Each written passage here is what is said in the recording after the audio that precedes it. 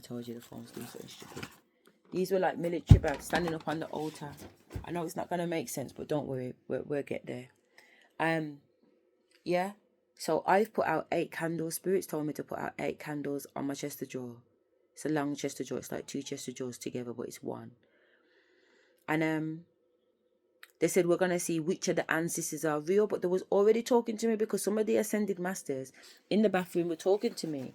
And because I'm chatting the business about what these different men that have come into my life after my ex-husband, which are all contenders, and they've shared certain secrets with me, I'm chatting the business to the ancestors and the ascended masters in the bathroom. So they're like, what on there?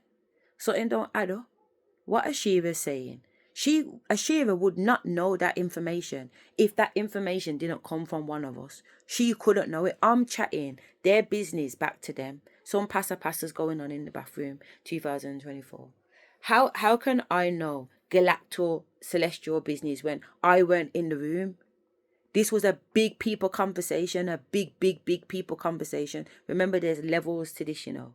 So I'm here on the earth. Like, in order for me to hear something on the earth, I have to be told it here in this dimension.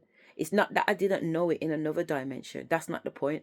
But the angle that I'm repeating the argument from is not an argument that come out of my mouth. It's an argument that's come out of somebody else's mouth. So for me to chat something that's come out of somebody else's mouth, it had to come out of the person's mouth. Somebody's chatting. They know they got a mole in the fucking up there in the select. This is why these fuckers are able to keep us in prison so long down here, because they are just like how the Africans sold out their own black people. There's people in the celestial selling out their own blood clot people. You don't know because there was a war in heaven.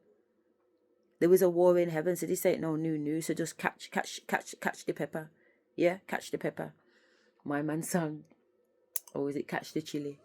Catch the Scott Bonnet. I don't know. Catch the pepper, man. Hot pepper. Taiwan. So anyway, Harsted cow fat in it. Long cocky. We're here. And we've got I'm making them know certain things, so they know there's a mole. So Grandmaster Malachi Hawk says to me, alright then, what then? You see, before you go in the room, back in the bedroom, make a stop on the top of the stairs. You understand me? And chat business at the top of the stairs there, before you go in the room. So I said, okay then. But it's like it was just a direct conversation between me and him, even though there were other people online. But I could just hear this in the background, like it's a little thing he wants me to do. So no problem. So I come out the bathroom. I sit on the top of the step outside the bathroom. And I have a conversation about the things that I'm hearing and the things that I know. And then I come into the bedroom. When I come into the bedroom, I open and close the door 3 times, because depending on how you open the door will depend on which dimension you walk into the bedroom at. So it's like the movie. One bedroom door can take you into a different year, a different century. So every time they open the fridge, there's food in there. You understand me? Because the fridge, they're opening the fridge in a way that dimensionally, that's their fridge, and there's shopping that they've put in that fridge from being in their home in whatever year in the future. Make it make sense. Find the film. If you know the film I'm on about, it's a brother and a sister, and they're traveling through time and space trying to find their mom. And when they realize the girl who tries to kill her is the daughter, is the woman's daughter looking for her. The daughter has figured out how to go back in time and space. And this is what the sister was so worried about, getting caught in there. She was like, brother, we can't get stuck here. I've got a daughter. She needs me, blah, blah, blah. We can't get stuck in another dimension. The brother's like, well, okay. I found out the code. I know the sequence. We're going to do it. And at first it was working. Whatever they were planning, because it doesn't really tell you what they were planning. Like, it's a hard film to really watch and catch, because you're thinking, what the fuck is going on here? What's real and what's not real, because everything looks real because it's them. There's 2 of them, there's 3 of them, there's 4 of them, there's multiple of thems, because it's interdimensional. And this is the fuck what's going on. They have to give you films with bits of the information in, but they give it you in a way that's so fucking confusing. You're sitting there wondering, what the fuck is this? But I get it. I fucking more than get it. That's what you bastards have been doing. That's why you're in and out of my house. Interdimensionally, they're here. I'm having conversations with big people that I know. I'm having conversations with beings that I've never met before. I'm having conversations with judges. I called down 200 judges. I was telling you before that I woke up as a judge in the celestial realm, but I called up 200 judges, because I'm looking in my Bible. The spirit's like, we need you to fact check the Bible. You need to go through the whole of the blood clot Bible because the Bible is wrong. It's infactual. So I'm like, what? Start from where? So they start page 1. Boom. Contents page. Already they got issues with the blood clot content page. Spirit's like, what the fuck is this? How can there be 200 judges and only 3 kings? What? Who's with this? It's bare dyslexia, spirit, and them are cussing out, that there's incompetency. Who are these dumb ass people? But these dumb ass people are these people, what they're called, the sky lurkers in Avatar. So imagine we're the avatars, and then you got these sky lurkers that really don't know nothing. They don't know nothing. So they make up their own ideology of how they think things go. Oh yeah, the trees have communication, but just through the roots. It's nothing serious. Because they don't know. That time the Avatar people know what you're talking about. That's our direct link to the ancestors. If you mash up the tree, you mash up our connection. Don't pull down a tree. But you got these fucking dickhead skylarkers going on like say they know that they can just dig up a tree and go plant it somewhere else. What do you mean dig up the tree and plant it somewhere else? Are you stupid?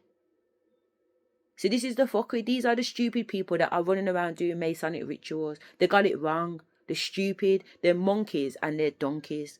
They're monkeys. Monkey see, monkey do. They're all copying each other and they're copying wrong. And that's just the fucking truth. That's my truth. That's ancestor truth. That's divine truth. This is why it's coming down. This is why the ancestors are coming down. They're like, enough is enough now. Fuck this shit. Because you're down there spelling birth with fucking M. And everybody know birth ends with a TH. I picked up a lighter from Tunisia. And all these lighters had been made and printed. And for some reason, birth was spelled B-R-M. B-R-T-M. There weren't no B-R-T-H.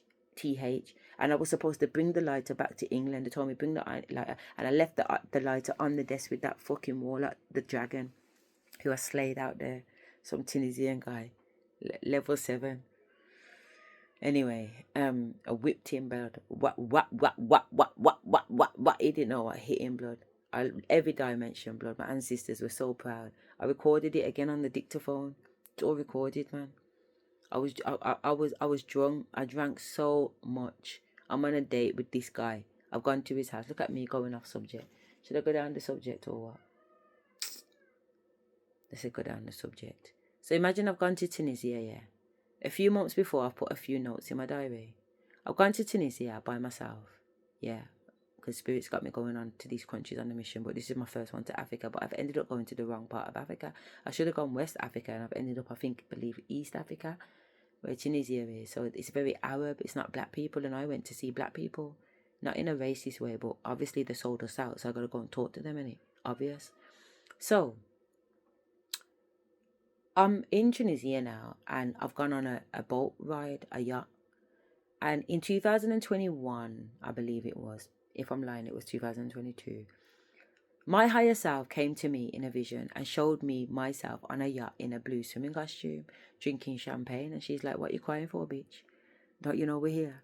Carry on doing what you're doing. Carry on crying those tears, because trust me, it ain't going to be long before you're on this boat drinking champagne. So she showed me that I could jump a timeline because she's on that. And I'm thinking, there's no way I'm allowing that bitch to be on that boat drinking champagne and I ain't there. Fuck it. What do I need to do? So I'm asking the divine, what do I need to do to get on the boat? I want to be on the boat. You get what I'm trying to say? The boat was nice. Anyway, fast forward what I needed to do and what happened and how my head nearly lost my head the first time. Not my mind, my head. I had to lose my head before I lose my mind. 2023 I lost my head. 2024 I lost my mind to bomber clout. 2025 I don't have a mind. I'm just open. It's just universe. It's neurons right about now. That's what I'm dealing with, neurons. Everything that comes through for me, it's like Lucy. It's like on a neuron level. Like I feel it. My brain, in my head, there's popping off. I can hear and feel the neurons pop, psh, psh, like pistols. You like popping candy. And I've got videos explaining it from time ago. So this ain't new.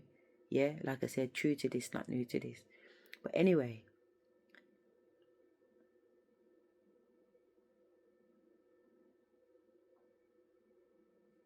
The downloading neurons popping off and everything, like there's something happening in the background, like I'm getting a sneak view into what my higher self is up to, and I'm seeing neurons sparking off. So that's getting ready for new information and new downloads coming through on a higher level, because I'm talking to you guys about this shit and I don't talk to people about this shit because people are people and people don't get it, and people are jealous. People are jealous that I can do this. You know what I'm saying? When actually, if I can do it, you can do it, because it's all the same thing. I'm not special. I am special and I'm not special. It just isn't it? It's just all spiritual and it's out there for everybody to tap into. You just got to get in with the frequency. Okay. So, I was telling you about Tunisia. So, I've gone on this boat.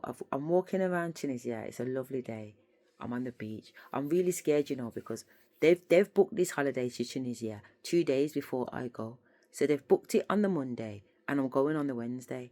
And now I'm on the internet on the Tuesday, finding out that there's some pervert in a red coat trying to kiss up fucking women at the hotel. So I'm saying to them, I'm not got give me back my money. Give me back my fucking money. But it's a late booking, so it's already done. And I'm saying, well, if I go to this hotel and this man tries it on me, I'm coming back and I'm gonna fucking sue you guys, because I've already said I can't go. But really, I'm just panicking because the earthly me is going to Africa by myself, and I know I'm going on a mission, and I don't know what to expect. So I'm panicking in the 3D, because my 3D is still very emotional. My 5D knows what's going on. My 4D is like, you know what, it is what it is, let's go. And my 3D is like, oh, do you not think we need to stop before we jump out the window? Because at the end of the day, I am made out of blood and flesh. So I guess she does have to be a little bit more mindful about what's going on, because I don't know where we'd be if she wasn't, I guess. So it's a good thing too. So anyway, I've had to go to Africa. As soon as I've got there and come off the coach at my hotel, who do you think's waiting for me? The same fucking red coat guy. And it's 9:30, nearly 10 o'clock at night, and he is telling me, more telling than suggesting, if you ask me, that I can go upstairs. He'll take me to my room to put my bags down, because he is asking me if I've got money for a tip.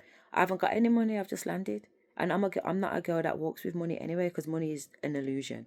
So is the currency on your Visa card, but I'm more on the electronic side of this communication, not on this paper-based business. So I'm not a girl that really walks with cash like that. I just walk with my cards and that. So he's saying to me, I ain't got no cash. So then he wants to take me to the cash machine. It's not far from here. I've just come off a plane. I'm tired for one. Yeah. I'm tired for one. Two, I'm a young lady that's just landed in this country, and you're suggesting that you want to... Don't be dumb. So he's gone, yeah. So he's took me upstairs, put me in my room, because he's the bellboy. Put me in my room, tried to step in my room. I said, you don't need to step in my room, back up. And I've just shut my door behind him. I've had to get a chair and put the chair, Spirit said, put the chair underneath the room, because the man's a little fucker. I'm just thinking I'm being paranoid. I've just got to the country, fair enough, I'm by myself. So yeah, put the chair behind the door, but paranoia. Don't think this man never come up to my fucking room and tried to knock off my fucking door after 10 o'clock at night asking where am I? Am I coming to the bank? Spirit said, don't say a word. Don't say a word. Let him knock until he leaves. So that's what I did. So when I say that I'm being put on these missions and it's kind of scary at first and blah, blah, blah, because it bloody well is, man, because I'm blood and flesh. The blood and flesh is possibly, this man is going to try and make a fucking move on me. And he's known for it because it's all on the fucking reviews.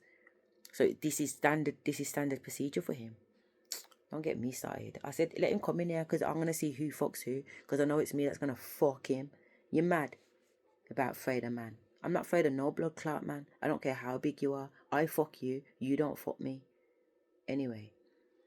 So I'm like, all right, he's gone about his business now. So I'm in the room. But I was telling you something before. What was the point I was telling you before about Tunisia? That was it. So anyway, I'm at my hotel. I was scared to go to the hotel, and then lo and behold, the hotel's opposite the police station, and every gunman is outside the police station with a gun. So there wasn't no need for me to be scared, because Spirit knew what they was doing, and they put me there because there must have been some people that went to Tunisia years ago, remember, and shot up Tunisia. So obviously no tourist was going to Tunisia for years and years. So they're doing their best to try and get people coming back. So security is tight but polite. So there's a gunman on the road. There's gunmans on the road in Tunisia because they can't let something like that happen again. The beaches, the play areas, gunman. Right outside my hotel, gunman. So Spirit's like, see, you had nothing to worry about. So I'm laughing. So obviously I've took a walk down the beach because they're letting me know it's safe. And I've walked and I've walked and I've walked until I've come to some pirate ship on the beach. And I'm looking at this pirate ship. I took pictures because obviously I said it to my son and my kids. My son's like, Mom, that's the pirate ship that me and my girlfriend play in the game that they're playing on PlayStation. All right then, cool. So anyway, I've walked and I've jumped on a cruise ship, a nice cruise ship, like like a small yacht, I should say, not a cruise ship, a small yacht. And I've jumped on the yacht, and it's blue. It's the yacht where I'm sitting is the same blue of the swimming costume that I had on when my higher self or my future self came to me on the yacht. So I instantly clapped. All right then, say time and space, innit? Time and space. So I know that I'm in a time and space situation. So I want to make the most of this energy in it. This is what I'm saying. When you tap in, you tap in. This is what tapping in really is. This ain't tapping in because you get it, what someone's talking about. This is tapping because you're jumping, you're tapping in, you're in the timeline jumping, tapping. So anyway, I'm there and I'm rejoicing in this emotional tapping experience that I have, because I realize that I'm in a moment in time, in space, that I'm leveling up in, because it's on a timeline jump. I've got to where she is, type of thing, because it's levels to this thing. Don't get me wrong, she owned her boat, but there's levels to it. Before she could own the boat, she had to go on a journey. I'm on the journey, but because it's on the journey of the boat, there's symbolic boat bits going on to make me know I'm on the right journey. Keep going, girl. So I'm sitting down and I've been offered a drink, so I'm drinking Sex on the Beach and whatever, and the music's playing and all the locals and all the other people, because it's a tour, I'm acting like it's my blood clot boat, but really it's a tour boat, yeah. So there are other people on there, and there's some African men, and they're giving off all this energy like they don't care that I'm there, when all they can think about is me. And I'm like trying not to fucking hear their thoughts of what they're saying and thinking about me, why they're pretending not to think about me or see me and everybody else on the boat. So I'm trying to block out all the telecommunication and just focus on me at this moment, because it's so joyous that I am in a moment of time and space that I recognize. Next thing you know, the captain takes everybody downstairs and it's just me on top of the boat. Remember, I'm trying to get my body in alignment. And as I'm trying to do so, it automatically becomes so. And everybody else has gone downstairs. So now I don't have to imagine that this is my boat and I'm on here by myself. I actually now am on the boat and I'm up here on myself because everybody's gone downstairs. So not only am I envisioning it in my mind's eye, I can see it with my 2 real eye that I'm alone on the boat. This is my boat. I can embrace in the energy of the feeling, because that's part of manifestation, isn't it? You almost have to be there. No, not almost. You have to be there. Yeah. So when everybody else comes upstairs, the captain of the ship says to me, do I want to come downstairs and have a look by myself? So I'm like, yeah, because I don't like walking with all the riffraff crowd. All that energy, all them demons and whatever. My God, it's such a lot for earth angels and really, really sensitive people. You know what I mean? And it's a lot when you have to go to these places. And my son, my king, he's down as autistic because I'm a Senko. So I got him an educational healthcare plan. A lot of parents think it's a label, and I do agree with them to some extent. But you also have to know it's a weapon to be wielded in this dimension. Don't get it twisted. And I'm a Senko qualified and a head teacher. So when it comes to my son, I know what time it is. And when it comes to my kids in school, I know what time it is. So I make sure they all have their plans and their paperwork and get access to their money so that they can get the goddamn support that they need. Because that's just how this system works, and you've got to know how to use the system. So anyway, I'm there and I've gone downstairs, and I'm like it's a glass bottom boat, so you can see all the fishes and everything in the water. And apparently there was all these fishes down there, and now that I've gone down there, there's not one fish. I can't see one fish. We're just underwater, but there's no fishes. So it's like, all the fish must have gone. But again, everything is spiritual. You know what I'm saying? Everything is spiritual. I wasn't expecting to see any fish. I was expecting to see Aquaman. The fucking king of the underworld. Yeah, come check me. Anyway, but I was with him. Or somebody that was trying to embody him, but it was no contender. But let's just say Aquaman, because that's what he claimed. So anyway, no fishes were there. It was just me and him under the sea, literally. Yeah. So anyway, why I just feeling this energy? It's just in my chest plate, And it's not sexual. It's more than that. It's more than that. It's like divine. It's like Akashic record memories. It's like, it's deeper, it's deeper, it's deeper, it's deeper. So anyway, let me not get carried away in it and just put the feelings. Rosie, you deal with those feelings. Let me carry on with the story.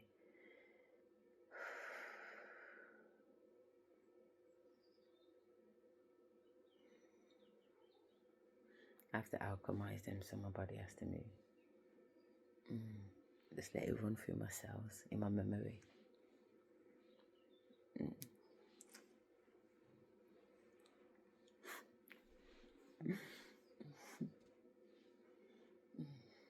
Okay.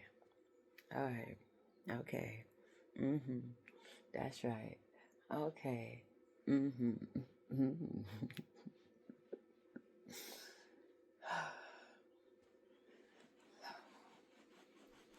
Okay. So we got it out so we can just carry on dealing with.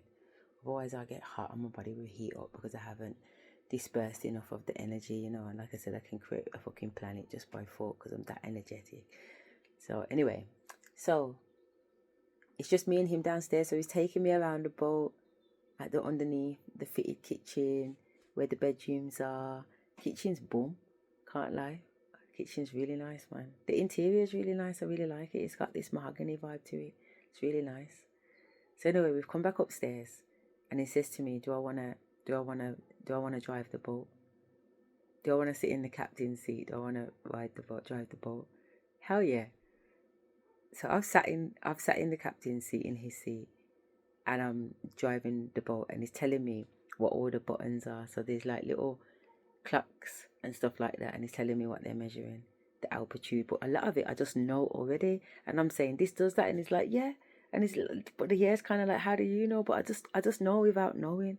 I go all these different places over the world, and I meet with the experts in their field, because I go to all the museums and all the big places, and I just stick it on them, and I start questioning them, and they're like, fucking hell, we don't know the answer to that, but I'll get back to you. Because I just know things, edit. So I'm questioning him, and I'm answering, and then whatever. So he said, I've turned the boat around. So like, as we're coming back now, so I've been steering it, and now it's time to go back. So I'm the one turning the boat around, and I'm bringing it back up to the dock, and I'm watching it getting closer and closer as we're talking. So anyway, he gives me the captain's hat. So I've got his hat on. I'm sitting in this chair, and I'm riding this boat. So I feel like a superstar. And he's giving me a cigarette too. So I'm sitting there with my cigarette, my captain hat. You know what I'm saying? My big bollocks vibes driving this fucking boat, but not in an ego way, but just in a, I'm in my position. I'm exactly where I should be. You know what I'm saying? And I'm just observing and enjoying the moment. So anyway, I come off the boat because I can hear everybody else telepathically moaning, "Oh, we want to ride the boat, we want to ride the boat." So I'm like, give the kids a go. So I get off the boat, and the minute I get out of his seat, they all come flooding. They all want to go in the boat. So they've got his attention. So I've gone back up to the top of the boat to sit down on the blue mesh material. It's bouncy like a bouncing castle, like a trampoline almost. It's like trampoline fabric on the boat. So I've gone back on that to sit down, to just like wave my hair in the wind and finish off my drink in it, because they said my drink was safe. Just leave it on the boat. It's not going to tip over. So I've gone back to drink it. And it's like a tropical orange and red flavour. It's like Sex on the Beach. So he's just eyeing me up. He's obviously giving instructions to the people that want to try out the boat and whatever. But I can feel that he's got his eyes on me, even though I'm not looking at him. And anyway, my ancestor said, watch this one now. So he calls to me and he says to me, "Can I take you for dinner tonight on my boat?" And I'm about to say no. The fuck you think this is? And my ancestors say yes. So I laugh at it. Like, I laugh and giggle. Do you get what I'm trying to say? Because I'm in conflict. Myself, human, is like, no, you dickhead. And my ancestors and higher self are like, yes, of course you can. So I'm laughing because I know I'm going now. I know I'm going on a date with this fucking boatman. So he asked me for my number. This is Sunday, yeah. He asked me for my number, and I give him my number, and he texts me, so I've got his number. This is WhatsApp. Yeah, and we finished the boat ride and whatever. And then I jump off the boat and I make my way home. No, I don't. I stop off at a restaurant and I order myself a glass of Sauvignon Blanc. And I order myself something to eat off the menu. And I'm just savouring the flavours in my mouth, overlooking the harbour, because it's all these boats in it, because obviously that's where we are, because I've just come off the boat. And it's so beautiful and it's so luscious, and you can just see money there. Some of these private yachts, I'm like, they're fucking stunning. They're stunning. You can see the people sitting on there enjoying themselves. And then you've got the restaurants all around, and the restaurants are like those typical blue and white fucking, like you're in center fucking Jago, wherever the fuck you are, you know, but it's all fucking 5, 6, 7, 8 star. And it's just beautiful, you know what I'm saying? And that's the life I'm living. And it's wonderful. So anyway, I go home, back to the hotel, and I open my mobile phone, and Spirit tells me to go into calendar, and in calendar I've written a note for myself several weeks or months before. I think I wrote the notes from January when I was setting up my online business using Billy from America. And I'd put a message in my phone saying on this Monday that I was going on a date. Great day to have sex. Watch out, might get fat up. So I'm like, what the fuck? I ain't seen dick in a year and a half at this point. Do you understand me? So why have I even put that message in my phone? But Spirit told me to put the message in my phone. I never just put it in there one day. It's been in there from time. I just happen to be seeing it now. And this is the day, that the Monday that I'm going on a date. So I'm like, right, Spirit, fuck off. You get what I'm saying? Fuck off. There's no fucky going on. And no bullshit going on. Do you get what I'm trying to say? But like Spirit says that there are different parts of the mission that you can accept or not accept. Now, I know fucking him would have let him win the mission, because their mission is to take my sexual energy, my divine energy. And the best and sweet way to do that, ladies, is to make a man fuck you. When a man fuck you, he takes from you, bab. They say that we're the receivers. They're the fucking takers, man. Trust me, they're receiving. They are sucking and sucking and sucking the divine energy. So you don't give the man your crutches. Don't give him your crutches. Hold on to your divine energy. Hold on to it for yourself. I feed my sexual energy to myself. I feed my sexual energy to my ancestors. That's why my ancestors are able to walk the 3D realm now. Does that make sense? Because I built them up, give them life force energy, even the ascended masters. And that was the point I was making in the beginning, that I put 8 candle lights on, because Dr. Malikayo told me to go out there, send a message on, say a private message on the stairs before I come back in the room. Come back in the room, chat business. When we chat back in the room now, we get to know who's chatting business. That time the big people are talking and I can hear the conversation and arguments going on in the celestial world. But this ain't the celestial world like where I'm sitting down as a giant. This is like above the 4D celestial, like 5D, then let's call it 5D realm. In the 5D realm, there's passa going on between big people, because you got Gilroy Brown in the room, who's a pastor and a teacher of King Solomon International Business School. I used to teach her. You got Yvonne Mosquito in the room, that used to be second in command police crime commissioner for Birmingham. She's also been the Lord Mayor for Birmingham, and she's been a councillor for years in the Neutrals ward, and she's been a mentor and a mother to me. Yeah, she's in the room. You got Mike Donovan in the room. Mike Donovan is the education man. He's been my mentor for years. I go to his yard and smoke weed. I've been smoking weed at his yard for at least 4 or 5 years now. But he was my mentor, and I used to work for Achievement for All as an education consultant. He's in the room. You got Axel in the room, the first fuck nigga that come across, but is a voodoo man. He's in the room. You got Karen Bailey, my man solicitor, the ex-man solicitor, in the room. You got my ex-husband in the room. You got my dad Cecil in the room. You got Nanny. She's passed over on the side. She's in the room. Granddad's in the room. As I said already, Dr. Malika in the room. Orion is outside my bedroom room looking in. Mikael is embodying God, is embodying Bob Marley, and is embodying Jesus Christ, the rotted cup, in the room. So, and there's other people in the room that I don't know about. Plus you got the judges. So there's only things going on in this one room. And I light 8 candles there, and there's all these conversations going on way above my head. I know to keep quiet. My ancestors telling me to keep quiet because it's big people business. It's not pitney business, and I'm a pitney and I know my place. Yeah. So because I've chatted certain things out there and only certain people knew, for that information to be in here, it's now confirmed that there is a leak in the 5D realm with these people. Somebody's chatting. Somebody had chat for true. and they want blood. Next thing you know, one of the lights and one of the 8 of the candle, the tea light candle, goes out. A man's run. These are ascended masters, these 8 here, you know.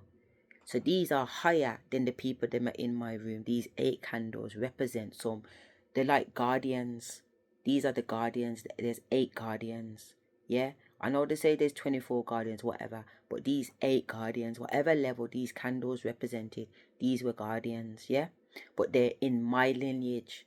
They're my lineage guardians. Yeah. So I've been using all my sexual and divine energy, feeding my ancestral lines in these people, and they're big. They're getting big, and now it's a case of if they pass when we go past this portal, this stage, this part of the war that we're at, yeah, these ascended ones turn into stars. They burst into stars. That's their next evolution. So they go from being this high to then becoming a star. So when you're seeing a star is an ascended master that has gone above and below and boom, become a star. That's what they're telling me. So there's 8 candles on there. As the passa's going on, one of the candles blow out. That was you, Uncle Dennis. Yeah. One of the candles blow out.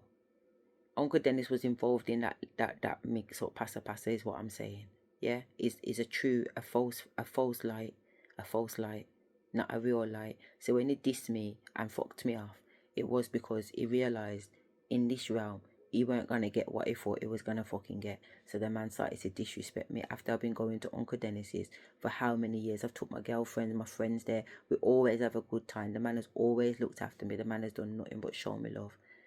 And now I can't get no love from this man when he was alive. And then when he died, I went to the funeral, bare vibes at the funeral. I'm called Rosie. I get to find out at the funeral that his wife is called Rosie and his granddaughter, my cousin, is called Rosie. I've been going to this house for years. None of them ain't used the name Rosie. I've got the name Rosie tapped on my back, but we're all Rose. My dad's last name is Rose, so they're all Roses because they belong to my grandfather. My uncle Dennis is my dad's uncle, so he's my grand uncle really. He's my dad's proper uncle, but he's my grand uncle. And we're all Rose. Our last names are Rose.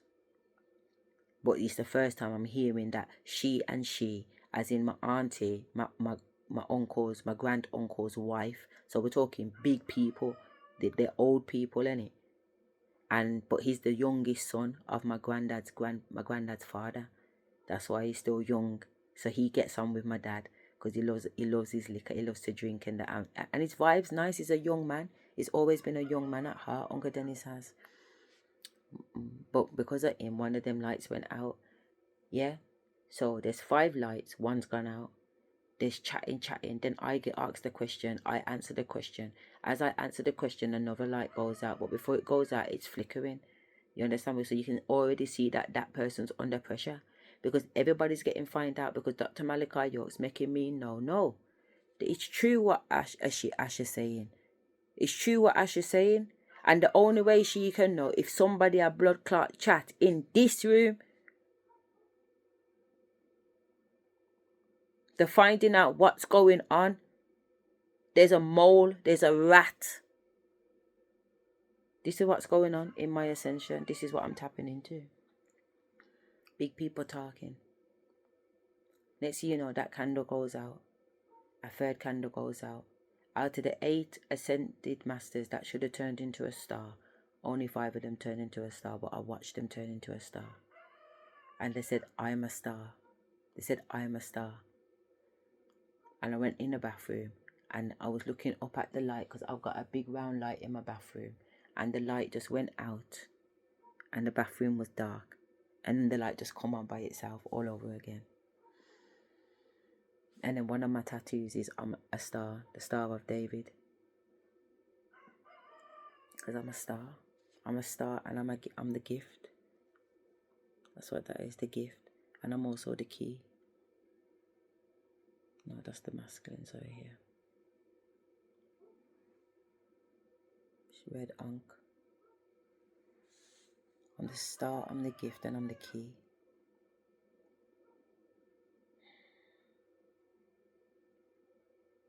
This shit's real, man. The ancestors are real. God is real. God is very, very, very real, but it's not depicted in the way that we've been led to believe it. It's bigger than that. It really is unconceivable and uncomprehendable in this mind. If you're in a 3D mind, it's very difficult to comprehend. Even now, I struggle to comprehend, because it's like when I mentioned about the footprints. You'd have to record every footprint that you've walked on this earth in every single lifetime that you've had to know that you are infinite. Infinite. Where did the first footstep start? You can't even comprehend where your first footsteps start. Never mind where your last footstep will be. Can you comprehend where your last footstep will be? Where is the last place you will step before you die? But it's knowing all of that. Your higher self knows all of that already. So that means you know all of that. So you have the ability to know the answers to that in the 3D just by tapping into things akashically. And that's what it means to step into your Akashic records, to know everything that you've done, because it is recorded. I opened up a vortex in my room, and I was dancing after salsa. After salsa on a Tuesday when I lived at 11 Clarence Gardens, because my Sasha side, my divine masculine, needs an energy release, and dancing is my energy release, innit? Because as a divine feminine, you also have to know how to feed your divine masculine side, and your divine masculine side will get agitated if you don't release the energy because of all of that testosterone, innit? So I release my energy in dancing, so I'm going to salsa because that's what Spirit told me to do, as in release the energy, and I love dancing. So after dance on a Tuesday, I used to leave dance at 9 or just after 9, about 9:15 by the time I got out of there. And I get back about 2:30, and then at 22:22 I would pray every day, every evening. Yeah.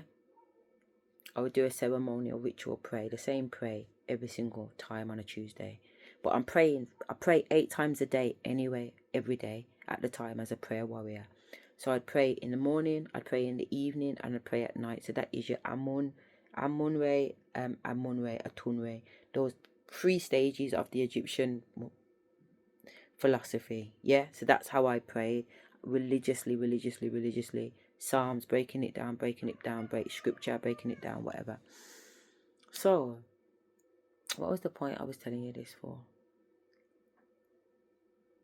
The Tuesday prayer, 22:22. So I've just finished my 22:22 prayer. But because I do my prayer with Ancestor Arisha beats going on in the background. So I'm singing, so I'm like, what song am I singing, Spirit, at the time? What was I singing? Because I hear 2 different songs. I've got the man next door's got chicken, said that cock is real. That's a real cock cocking, because it's nearly morning time now. I told you, Spirit said I'm not going to bed. So what song was it, Spirit? Winnie, Winnie, Aja, not Winnie, Winnie, Ada,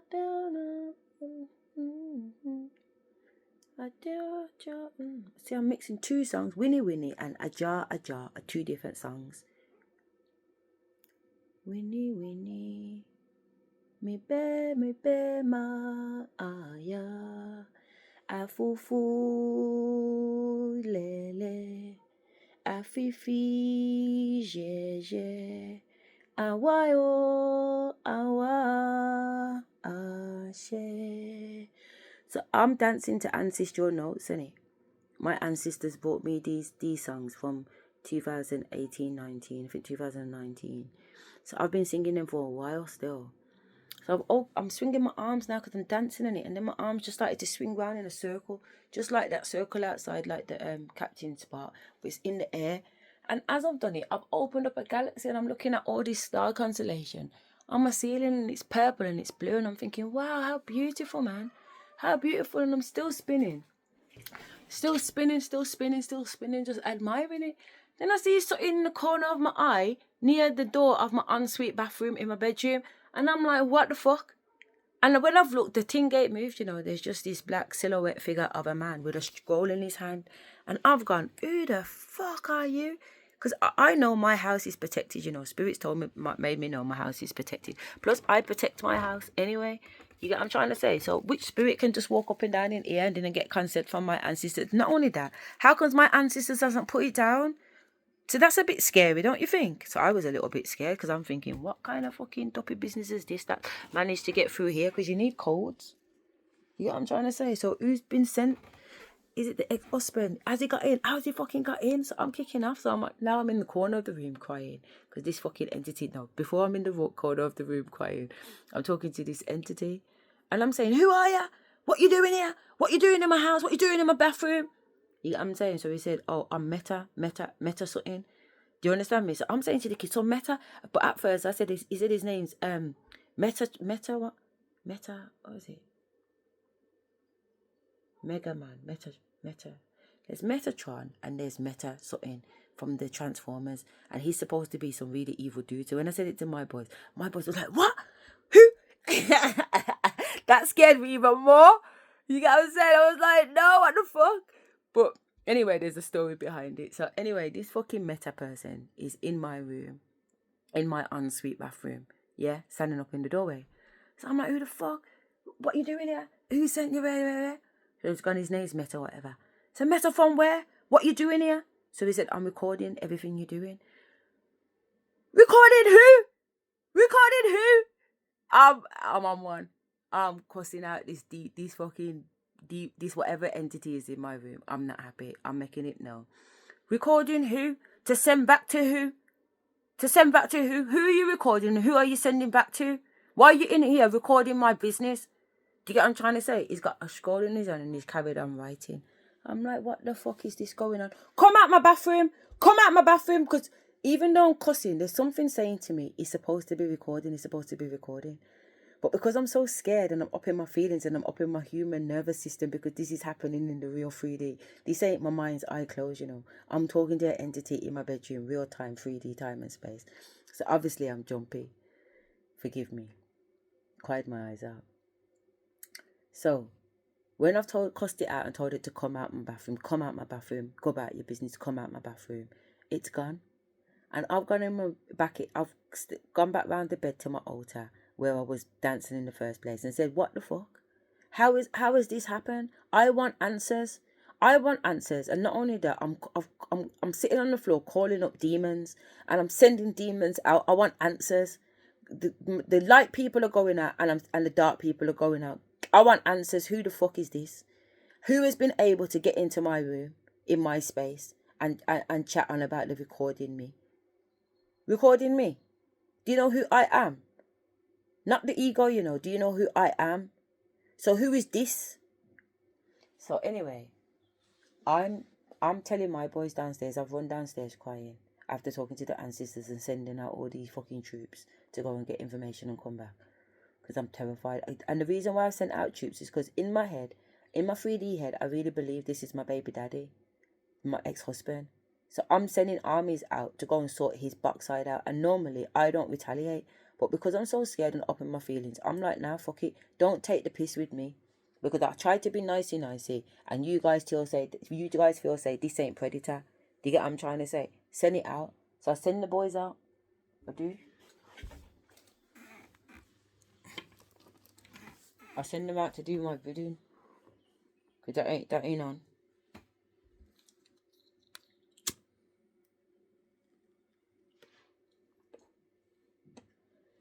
Spirit wants the smoke. So, I'm downstairs in the garage where my son's room is, talking to my sons about this Metatron thing. They've made me know that there's a transformer, but it's not a good one, Mum. Blah, blah, blah. I'm like, fucking hell, I don't know who this is. But I know it's coming soon, the answers. Anyway, a few days later, I end up going to a dance session with one girl called Degia. She said, oh, you know, you should come dance, man. I said, I should, you know, because I really do need to dance. And I'm at this salsa place. But this salsa place ain't doing it for me because I need more activity. I need more challenge. So she said, come, my girl's a challenge, man. Come, man. It's hard to keep up with this. I said, all right then. So I went down there, learnt the dance in a day. And I can see my girl looking at me sideways. But I did say that I need a challenge. I did say that I am a dancer. I wasn't joking. But she's a dancer. She's been dancing for years. She's had her own dance school and everything. doing African dancing or whatever, so she considers herself to be a dancer. But when she met me, she couldn't keep up with my dance, and the fact that I learnt the dance in the same day that she's been learning a couple of weeks was a big disrespect and an insult. So I did get it. I did understand the vibe there, yeah. But we're bigger than that. So anyway, we're sitting in the car, and I'm thinking, well, before we get in the car, because we're leaving the place, and because of her energy, I don't even know if I want to drive her.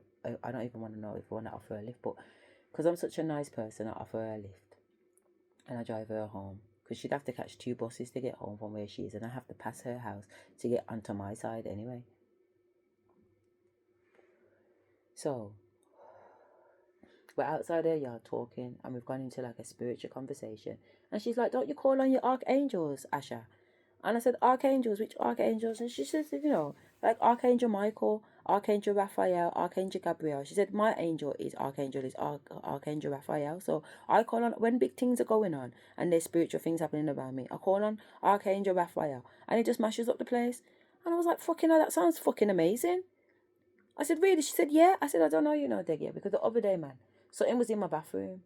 I was fucking dancing around, created some fucking galaxy portal. And next thing you know, there was some entity in the bathroom, and the entity is like, his name's Metatron, or Metaman, or something so. And she was like, Metatron. She said, fucking hell, he's one of the gangsterest archangels. I said, don't you know about Metatron? Now she's got me fucking scared. I'm always scared. At least I used to be. I used to be such a pussy fucking hole. Because I've been dealing with this shit. I don't know who's who. I just know shit without knowing. So because I walk in a knowing, it don't always get explained to me. You understand where I'm coming from? So therefore, I'm left with fears because I've just seen something and witnessed something. Nobody's told me anything about what it is. Something's jumped on me in the bed. Something's pulled me out of the bed. Who are you? This man standing in my bedroom. Who are you? It's all these fuckers that's happened to me with no explanation. So anyway, I'm just clocking in the court hearing tomorrow, but it's all good. It's all done. Asher, you deal with that. Deal with the paperwork. Make sure everything's ready for tomorrow and know what's going on. Yeah. So she's like, Metatron now is the gangsterist angel. Asher, Google and research Metatron. I bet you're gonna find out some stuff. So when I went home, that's what I did. I started researching Metatron, and lo and behold, Metatron's with me from time, blood. The colours that I wear are Metatron's colours. The necklaces around my neck was the Metatron symbol. Imagine I paid £500 for this piece of glass with 6 points on it. Metatron. I didn't even know I was wearing Metatron cube around my neck. And I bought one for the boys. I spent £1,500 on these necklaces.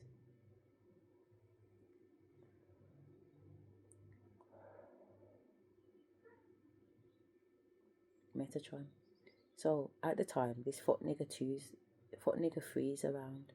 And I'm telling fuck nigga 3 is a Pakistani boy called Rakar.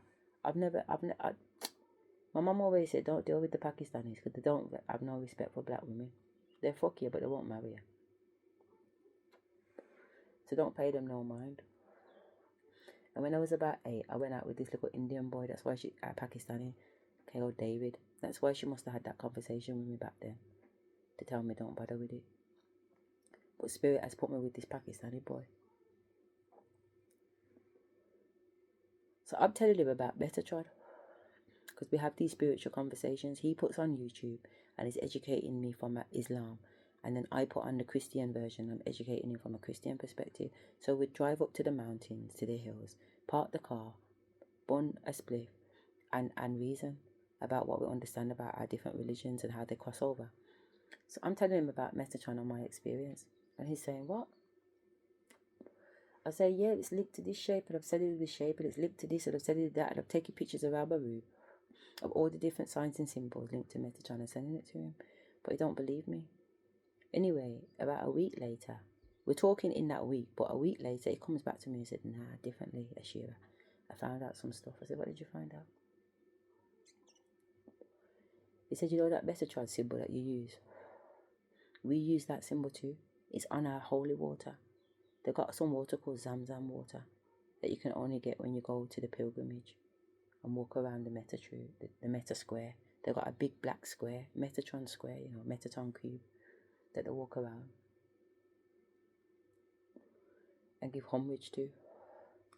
It's all linked to Metatron. He couldn't believe it. It was like, what the fuck?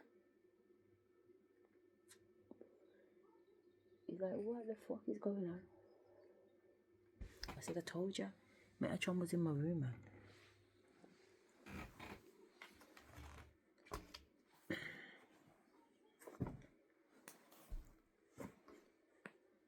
I don't know why. They're telling you. It's like this information, these downloads come to me, and then I do some research on it, and I find out it's all true.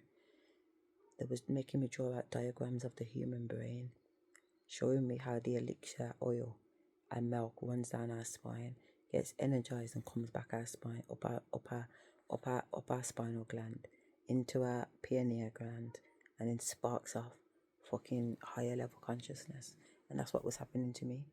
So it felt like in 2022 I was on a trip. It was like I was on LSD. I was on ecstasy, but my body was producing those chemicals naturally, and therefore I was having like a mushroom experience. I was seeing shit. Fuck nigga 2, Jason Warner from school. When he was in my bedroom, Spirit was telling me to take DMA. I was like, Spirit, for about a year and a half, they're telling me to take like like LSD or something. I don't even take drugs. And Spirit's telling me to smoke the weed. I don't even smoke weed. Do you get what I'm trying to say? All these things they're telling me to do, I don't do. Drink coffee, I don't even drink coffee. I'm having to do all these things I don't do. Yeah, but I'm obedient, so I do them. You have to be obedient. So, Jason Warner comes to my house one day, and he's got some DMA with him.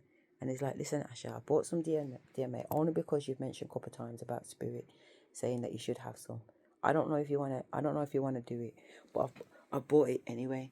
And if you want to do it, then we'll do it here at the house in a safe environment, just me and you, and I'll look after you.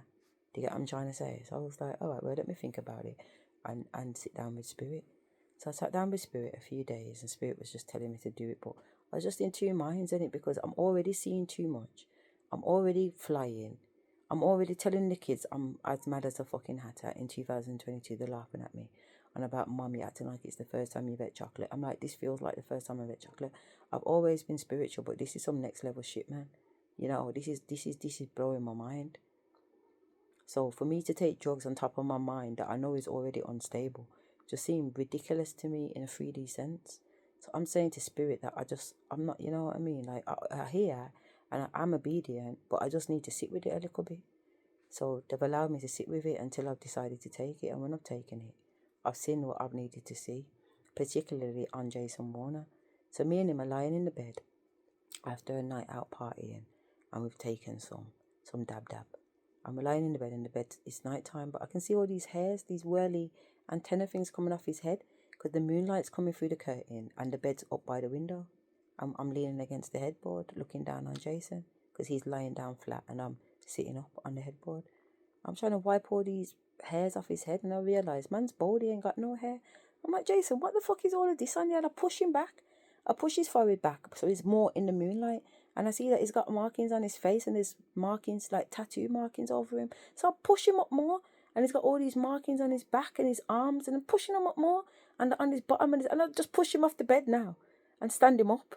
He's standing up now, and I'm looking at from his neck right down, and there's markings on his head too, but from his neck, nothing on his face, from his neck right down, it's cut off of his ankle, a perfect straight line down by his ankles at his wrist, and all is on him is geometric patterns. Yeah, and I'm looking at him thinking, what the fuck is this? Jason, can you not see what's on you? Can you not see this? Can you not see that? I'm lifting up an arm, I'm moving him around, I'm turning him. His whole fucking body is covered. I wish I had a marker pen. To sit down there and draw all of these lines and shapes that was on this man's body. You would not have believed it. I'm like, Jason, what the fuck? I've sat him back down he sat down on the bed, I'm talking to him. He can't see. I'm just describing to him what is on his body, and he's just listening to me, telling what I can see. I've got up and gone to the toilet because the ensuite's right next door. So I'm sitting on the toilet weeing. He's sitting on the side of the bed where I've left him. And now, because the bathroom light's on, these markings are shining. They're gold. So where they were black in the shadow, they're now gold on his brown skin. It's like metallic, I should say, sorry. Metallic gold. And then this, as he's sitting down, so this half of his chest, which is his right side, is shining green. Green is coming through the gold like it's a, like galactic electronic green is coming through this side of his chest. And this side of his chest is red. He's got two colours on him, red and green. Or green and red if you go right to left. He's some type of avatar. Some type of Marvel hero's avatar. Like his skin was like fucking Black Panther. All the markings are on his skin. Then I just started to get these downloads about his dad being a king of an African tribe. And the thing is, I've already told him certain stuff, because Spirit has made me tell him certain stuff months before. And I didn't even want to tell him the stuff that I wanted to tell him about his mom. Do you understand me? And his family and everything. Because I'm like, Spirit, this is some disrespectful level stuff. Spirit's having to tell me 6 times, My rule with Spirit is you tell me something 3 times and it's a done deal. But you got to tell me 3 times, especially in the beginning when I was learning to trust. You have to come up with these systems in it to build your code, your communication with your spirits. And mine was, you have to tell me something 3 times. So you either have to touch me, whisper at me, blow me something, blow wind in my ear. That, you know what I mean? Something has to make me know this is something that I have to do, push forward. So I said, when they give it to me 3 times, I said, you're going to have to give me 3 more. So and every time they're giving me another download, a message to give him. So now I've got 6 category things to talk to him about, which is worse than the first time. Because if I just told him the first time, I would have just had to tell him that his mum was a whore. She fucking slept around a lot. She fucked your dad knowing that your dad was married. She got impregnated by your dad deliberately, and she's run off with his fucking seed. You are a fucking prince. There is a fucking throne waiting for you. And your mum has got you as a fucking hostage. Do you understand me? So I'm having to break down these things to this guy with all this other stuff coming through. And it's new information to him. But he's telling me, nah, stop there, Asher. I know that's the truth because I read it. So he's adding to the story as I'm telling him the stuff that I didn't even want to tell him. Because boy, sir. But even before all of that, man's in my bed going through some type of transformation, like he's turning into a werewolf. So I'm sleeping with this man. I'm having intercourse with this man. And this man is jumping around in the fucking bed. And he's screaming because he's in pain. Like his bones are breaking. It's like a werewolf. It's like his body is transforming from a man into a werewolf. And I'm watching him. Most nights, this is how this man is going on. Yeah? This particular night that I'm talking about, he's sitting down on the bed. I see this man go from a sitting position into a back flick over me, He back flicks over himself, over me, and lands back on the fucking bed. I'm like, Spirit, get me the fuck out of here. What the fuck is going on? Whatever's coming out of him is fucking massive. It's fucking massive. Is he gonna eat me? Is he gonna come out and hurt me? Like, what the fuck is coming out of this fucking nigga Spirit? Spirit's like, no, it's not gonna harm me. It's not gonna hurt. It did hurt me, but it was accidental. One night when he was going through his fuckery, his arm flicked out and he boxed up me in my face. But he don't have no control over it. It's not like, say, he's trying to box him up in the bed. It just, I caught the box anyway. You know what I mean? I'm like, nah, differently. But you can see him booking up. And he's like, Asha, I don't know what the fuck is happening to me. I don't know what's happening to me. I've gone to the hospital to tell me nothing's wrong with me. It's all in my fucking head. Something is going on with me though. Something's going on with me. And I'm like, nah, I definitely can see that something's going on with you. You get what I'm saying? I've had enough girls around me on about they're going to do me a bath and do me a wear. So when you says to me, you're going to do me a bath, I was watching you sideways, he says to me. But then my ancestor said, don't bath him, he don't need a bath. What's going on with him? No bath or no ritual, no nothing, can't help him. You understand me? So I turned around to him in the kitchen one day and said, yo, Jay, I don't know what it is, but my ancestors have said, don't bath ya. And he said, you know what, Asha, I'm so glad to hear you say that, because I know say the bath thing don't work. It's not about the bath. I said, well, fair play then. It is what it is, isn't it? I just had to watch him go through it. And it was very, very, his ascension was very painful because he's a wolf. He's a dog. He's called Smokey. Smoke Dog was his nickname in school, Smoke Dog. If you look on his Facebook page, he's got a pit bull dog as his picture. He's got a dog. He brings his dog to my yard. His dog's called Blue. The dog's a human in dog form. Anyway, that's another conversation for another day. I know you're not going to try and never do that now. No way in hell. I'd be happy to do it. Don't get me wrong. I'm not saying that. Then say it. Alright, so this dog's a human. This dog, Jason's dog's going on like he wants to fuck me. Do you get what I'm trying to say? So one morning, the dog's barking outside in the garden and Jason's shouting at Blue, shut the fuck up. Shut the fuck up from our bedroom, because my bedroom's at the back of the house. Yeah? Shut the fuck up, Blue. Shut the fuck up, Blue. And I'm like, clearly something's wrong with Blue. Let me go downstairs and give Blue some water. Because all the neighbours have got dogs in it. So everybody keeps their dogs under wraps. And if they are barking, they go out and they calm them down. But also, Blue's bark, it's like it's barking with the way that it's going to set all the other dogs off, innit? So I go downstairs and I put some water in his dog bowl. And I go downstairs, I open up the back door and he's right there by the back door. And every time I've gone to step out the back door, he stepped towards me, which has made me have to step back. And I'm like, Blue, I'm trying to come out to get your water bowl. Stop stepping to me. Move out the way. Do you get what I'm trying to say? And every time I'm doing it, he's still stepping. The spirit's like push past it, but he's coming towards me to get something from me, not realizing at the time. Do you get what I'm trying to say? So anyway, I've got outside the garden because I've moved him back. Because I'm like, you're not going to rule over me, dog. Stepped over him, picked up his bowl. There's a tap outside in it to catch water. So I'm trying to catch water. And Blue's trying to put his nose in my front. And I'm saying, what are you doing? Move back, dog. Move back. At the time, now that in hindsight, or even afterwards when I went back upstairs, me and Jason had been in the bed all night having 3D, 4D and 5D sex. Yeah? So obviously going downstairs, I smell like that. Not openly, but to a dog, I'm gonna smell like that. So him coming towards me was him recognizing that he could smell something, and he was going towards what he could smell. So it's not even his fault, because I'm sure owners of dogs and pets have probably experienced something similar to that, because that's what I googled and that's what I've heard. Do you understand? Like they're familiar with those smells because they have those smells. Possibly like dogs have periods, and when you see a female dog on period, the whole of the male dogs will be behind her trying to get her, because she's giving off a scent in it. So I'm giving off a scent. So I catch the water and try and pull it down, and as I'm trying to pull it down, it's coming to me more now, and he is in the way of the fucking back door. Do you understand? And I'm thinking, no way, in a blood clot. So I just fling the water down and the water goes everywhere because he's not even giving me a chance. And I'm like, fuck it, I'm getting out of this situation. I'm going in the house. So I fling the water down. The water goes everywhere. I'm trying to march past him to push him out the way, get back into the house. As I've gone into the house, he's by the door trying to put his nose there. And I'm just shutting his nose in the fucking door at this point. Do you get what I'm trying to say? Until he knows that I'm not playing with him. Back off, nigga. And I go upstairs and Jason's like, oh, is you all right? And I said, I don't know what's wrong with your dog. Your dog's acting like he wants to come for me.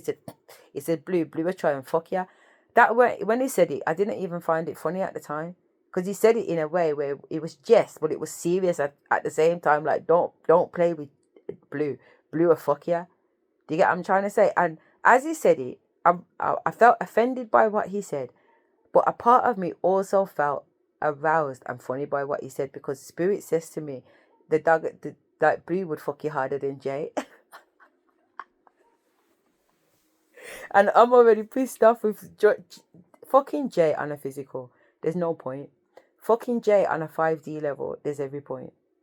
But sometimes you have to get Jay to that level through the 3D method. Does that make sense? Because when I rise him up, the man's coming 7 times. I ain't come once yet, but the man's come 7 times. But I'm trying to get his level, his energy up so we can fly in the 5D and have real sex which doesn't involve physical contact. It's much better. Do you know what I mean? But it's training at the end of the day. Because these niggas come in like their grandmaster fucking fuckers. Yeah, sex makers, love makers, whatever you want to call it. And then they come in and they get certain codes from the divine to say, do you accept this mission? I accept the mission. They come in and they're child's play. I take them on different dimensions. They cannot manage it. They cannot handle it. It is what it is. And it's not a big up thing. It's just the is thing. Yeah, I've seen it enough times to know it's factual. And I've got it all written down in books. I've got the whole experience written down. These are books that are coming out. Yeah, so it is what it is. So enough times I've said taxi. I've called taxi because Jay's putting down a weak piece of wine, And I'm like, what the fuck is that, man? If you're gonna fuck me like that, come out, man. Come out my yard. I call taxi. Make a taxi come and take you home. So that's what it is. So when Spirit drops a bomb on about the dog will fuck me harder than Jay, I'm offended because Jay said it to me. That's your dog, you know. That's a dog. That's a dog. But the dog is not a dog. The dog is a human because I'm training the dog on other days in the garden. When the dog stands up, the dog's got his 2 paws on my shoulder and he's looking at me in my eye. This is one of them XXL bullies. This ain't no play dog. These dogs grow and their skulls apparently split open to make their head even bigger. You get what I'm trying to say? Like, they're beefy dogs. And it's a puppy. And the puppy is standing up looking eye to eye with Mick. Never mind me. You know, but when I tell it to sit, it sits. And when I tell it to get up, it gets up. And when I tell it to do this, it does that. It's got good manners. So when we take it to the park, we let Shay, our little one, my little one, who was 6 at the time, hold the rope. Now, when Jay's pulling the rope, Blue's trying to get off, it's pulling the muscle out of Jay's arm. You should see how thick the piece of rope is. It's not a lead, it's a piece of rope, look like what you tie up a boat, a ship with. That's the kind of rope that Jay's got around his dog's neck. Because you got to grip it. Because he would take you on a walk. But he's calm with the kids. You know what I mean? He's calm with the kids and he's calm with me. So I'm sitting on the grass in the garden and Blue comes over and sits down in front of me like a guard dog. Do you get what I'm saying? I'm looking at Blue. And Blue's just full of muscle. And I'm thinking to myself, why is this dog just so full of fucking muscle? Look at him, you can see his leg. But the leg looks like a man's leg. And his arm looks like a man's arm. And I'm seeing something, I'm thinking, what the fuck am I looking at here? Is this dog a dog or is this dog a fucking man? Do you get what I'm saying? This was way before this situation, but I can see that this is a human in a dog, man. What the fuck? Enough of these dogs are these animals are humans. Enough of these animals are humans. It's like the Grimm on Netflix. You know, that they're humans, but they're animals. That's what it is. That's what it is, man. So Jason is turning into a dog. Smoke Dog is turning into a dog. Yeah, he's a dog. He's a part of the wolf clan. But I also know my dad is a dog. Because when I met Jason the first time after about how many years I've not seen him since school days, I got the job. So my dad said he's taking me out for a drink. We'll go and celebrate. So he ends up taking me to a pub in Smethwick called the 7 Stars. Is it 7 Stars or the 7 Spoons? I think it's the 7 Spoons.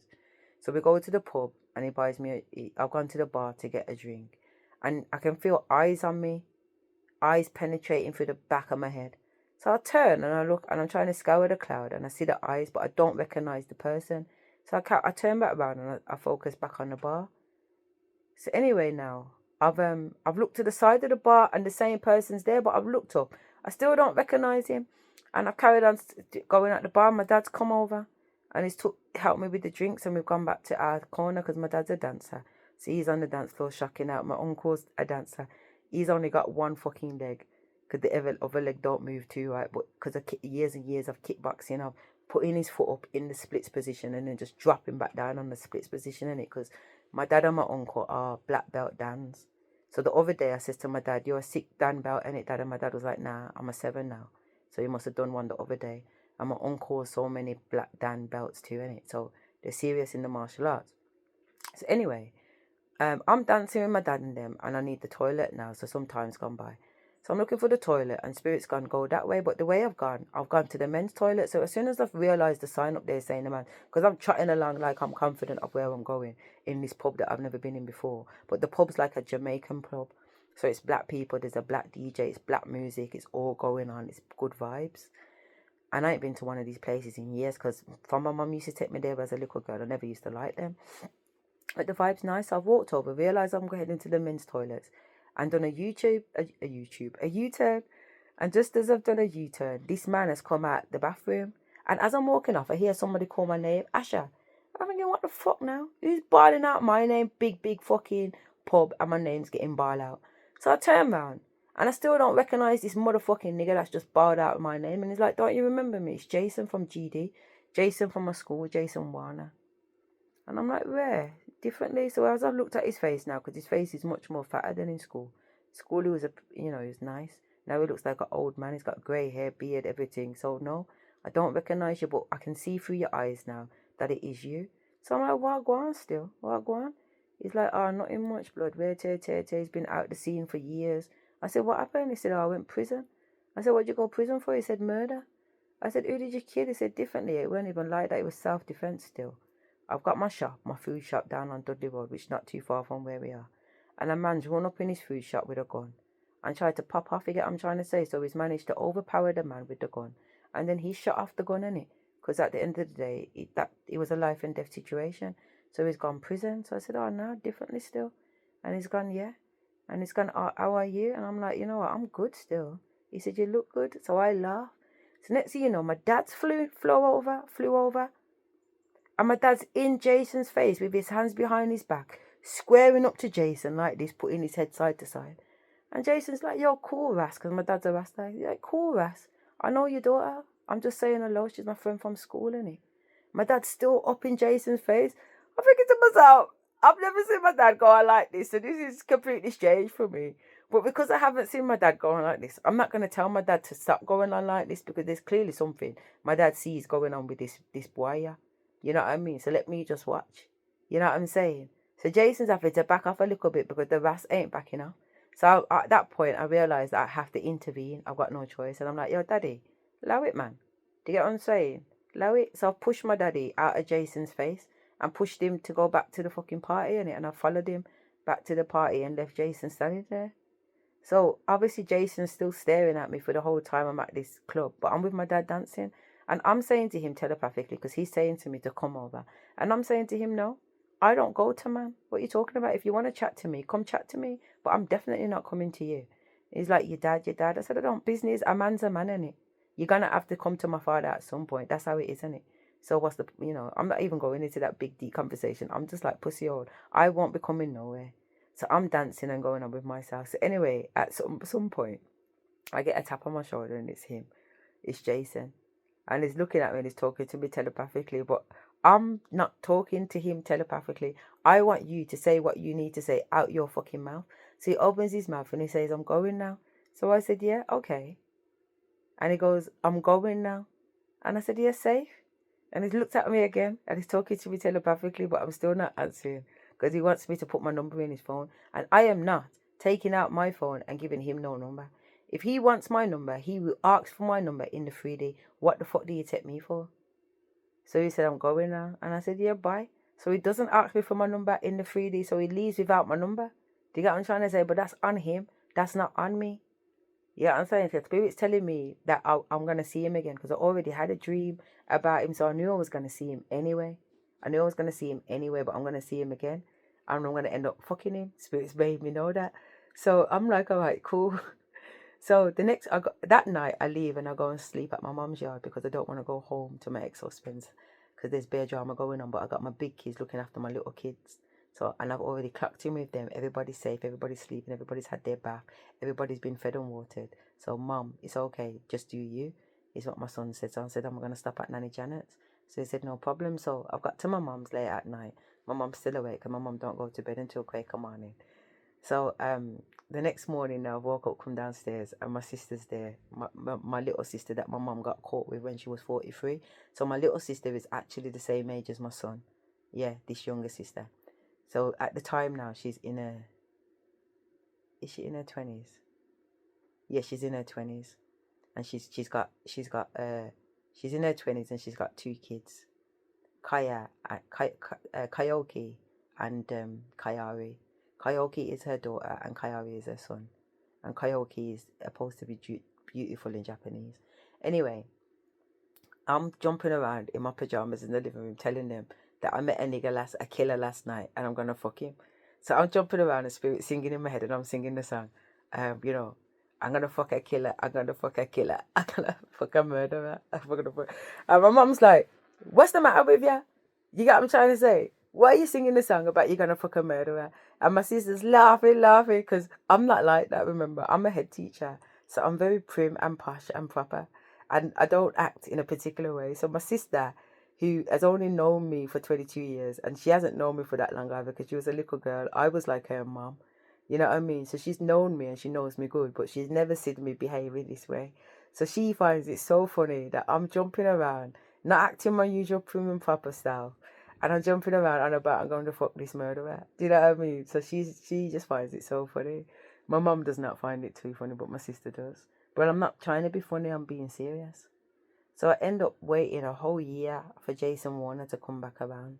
So in that time I'm celibate. Yeah. So anyway, my cousin Tasha, who I don't usually go out with, because she's like, you're too posh, man. You just want to go to those wine bars and stuff. You don't come to like these shubbing places, you know, like the back end bashment places where the roof's falling off and the, you know the you know the floorboards are caving in, but the vibe's nice. You get what I'm trying to say? So them shubbing places I don't usually go anymore because I had a lot of time there when I was younger with my mum and that. So I'm saying to them, I'm coming out with them tonight. So she's like, yeah, whatever. She don't really believe that I'm coming out because she's telling her man cat that I don't come out to these places. So she can't imagine that I'm going to be ready. So anyway, I'm phoning her and asking her where she is. She's like, it's long, man, I'm waiting on Shireen. So you know in one of the videos when I said, big up Desta, big up Shireen. I can't stand you bitches, but I love you bitches. This is the Shireen. But this Shireen happens to be my first cousin's first cousin. So me and Tasha are first cousins from her mum. Her mum and my mum are sisters. And she's Shireen's cousin through her dad. So Tasha's dad and Shireen's mum are sisters and brothers. Yeah? So that's how they're connected. She's waiting on Shireen to come. So she's chatting out the whole of Shireen's business to me on the phone. How unreliable she is. She's borrowing money every fucking minute. She don't pay back the money. Tasha's paying her mobile bill. Where she's tired of this little fucking girl. And now she's sitting in her yard, in her fucking clothes, waiting for her to come. And it's fucking bumperclot long. And she's just going to phone her now and tell her don't fucking bother. Just make your way there because she's not waiting no more. So I said, all right then, do what you're doing. I'm just going to make my way there to the club anyway. And she said, what you on about, Asha? I said, yeah, I might as well, innit? Because I know where it is. You said it's in Warsaw. I know the stretch. My dad's a security around there. My dad does the doors on Warsaw. So I know I'm safe because everybody around there knows my dad. So even though I don't fuck around there unless I go out with my dad, I know that I'm okay to walk there because my dad's known in that area. So she's gonna right then go on. But the club that I'm going in is not a club that I would go in, and it's not a club that my dad does the doors on. My dad does the clubs on the white doors and that, you know, like the clubs. Not these little buildings that have been turned into a little shubbing at the back and it's holding a dance. But anyway, whatever. So I've gone there and the whole of the room what you walk in is empty, and I don't look the part. My energy is not the same energy of the energy that you find in these places. So as soon as I walk in, everybody's looking. I go over to the bar, and lo and behold, it's an old cousin on the bar. And when I say an old cousin, like, she's not properly family, but you know when your mum has a girlfriend when they're young and they've grown up together and you grow up with their kids together. So her name's Michelle, she's a Scorpio, but her name's Tiny, even though she's not a tiny girl, which is so funny. But I've always loved her. But I did have to block her this week on Facebook because I'm just like, in spirit's just letting me know, just cut everybody off, man. It's not personal, it's spiritual. Yeah, I'm saying. So anyway, Tiny's on the bar, so there's somebody there that I know at least. So I walk over to the bar and Tiny's talk, you know, what I go on. I said, how you doing here? And I said, I'm waiting for Tasha and that. She knows Tasha. We were all grown up together. So I ordered my drink on the bar and I've ordered a double Ray and Nephew. And just have it straight, whatever. And I got a little bottle of Ray and Nephew and a Coke to take at the back there. So a couple more people have come out from the back and they know me, and I can see that, and I'm thinking, fucking hell, man, is it one of them places? Because I never really come here to see anybody that I know, because I'm a person going like, I don't know nobody, but clearly I know people, because I can't go places without seeing people that I know. You understand me? Unless they're following me, and most likely that is probably what it is. So anyway, now, Tasha and them have called me to say they're just pulling up outside, come outside. So I come out the place and go outside and I'm waiting for them to pull up. When I see them pull up, I walk over to the car. And Tasha's like, I didn't think you was coming, you know, Asherah. I did not think you was fucking coming. I can't even believe that you're here because I did not even think you was coming. So we've walked into the place, through the empty bar or whatever, said hello to Tiny again and gone through to the back. So this is the first time I'm seeing the club. So it's not really empty. There are people around the back. So we've gone in and we can't even get in there properly because it's ramming there. Yeah. And we're squeezing our way through. So we managed to squeeze our way, hold a clutch on the wall near the toilets. And then later on, when Kamisha and them come, who's been Tasha's friends for years and years, come, we walk over to the other stuff. Why am I telling you this? I've just clapped myself chatting. Why am I telling you this? Because I'm telling you because it's important. I've ended up in this passa place, innit? And I'm dancing and winding up myself. Shireen and Desta arrive. They're over in the corner where we were standing. They're not coming over here. But because Kamisha is loud and loves to wind up herself, I'm loud and I love to wind up myself. And Tasha loves to wind up herself too. So the three of us are winding up ourselves in where we are and going on hype. You get what I'm trying to say? But I'm not even whining too tough because it's still new. Whereas Kamisha, it's Kamisha's birthday. So her outfit as the birthday girl outfit is more or less next to nothing. So she's cocking it over, and she can cock it over because it's her baby father that has put on the dance, and he's got the mic in his hand, and he's making everybody know this is his baby mother, and she's the artist gal in the place. So we're hyping it up. Yeah, I'm saying we're hyping it up, man. Because I've known Kamisha for years. From Kamisha touchdown from Jamaica, I moved to Smethwick to live with her nan. We've known her. She lived on concrete jungle with my cousin. You understand me? But when we got to 15 and I went for Miss Hattie Dancehall Queen, she tried to step up in the conversation as a Jamaica girl to come test me in Miss Hattie competition, and she can't test me. Every year she come every dancing competition. She couldn't beat me. She can't pass me. She can't do what I do. So she always comes in second. But when we're together, out together, it's just good vibes. We're not in competition with each other. We're just dancing. You understand me? But a competition is competition. Dancing is dancing. Tonight is dancing. So big up yourself, Kamisha. Big up yourself, Kamisha. She just had her body done. She got two nice stiff titty on her chest. You got to try to say after having 3 kids, because she's got 2 boys like me. 2 big boys like me and a daughter after. So we followed the same kind of sequence. You get what I'm trying to say is growing up. And we'll laugh about it because all of them was at Tasha's party one day. Back in 2021, was it? 2021, Kamisha, you come up to me and said, she says to my son, don't you know that every time I used to try and beat your mum in Dancehall Queen, and I still can't beat your mum is Miss Ati Dancehall Queen. So she's telling my son, and my son's in his 20s now, you know, listening to Kamisha tell him about his mum, and he don't know me as no Miss Hattie because I don't go on like that in front of my children. Like, you know, I'm a queen. And not even that I don't go on like that, that's another life. That was another life, and I've stepped into a different life. When I became Rosie, that's my mother energy, that's my divine feminine. I don't need to be going out and dancing on my head top. You know what I mean? Like, them days are gone now. I'm something else. Like, you know, it's something different now. I'm, you know, doing my thing, innit? Anyway, so I thought.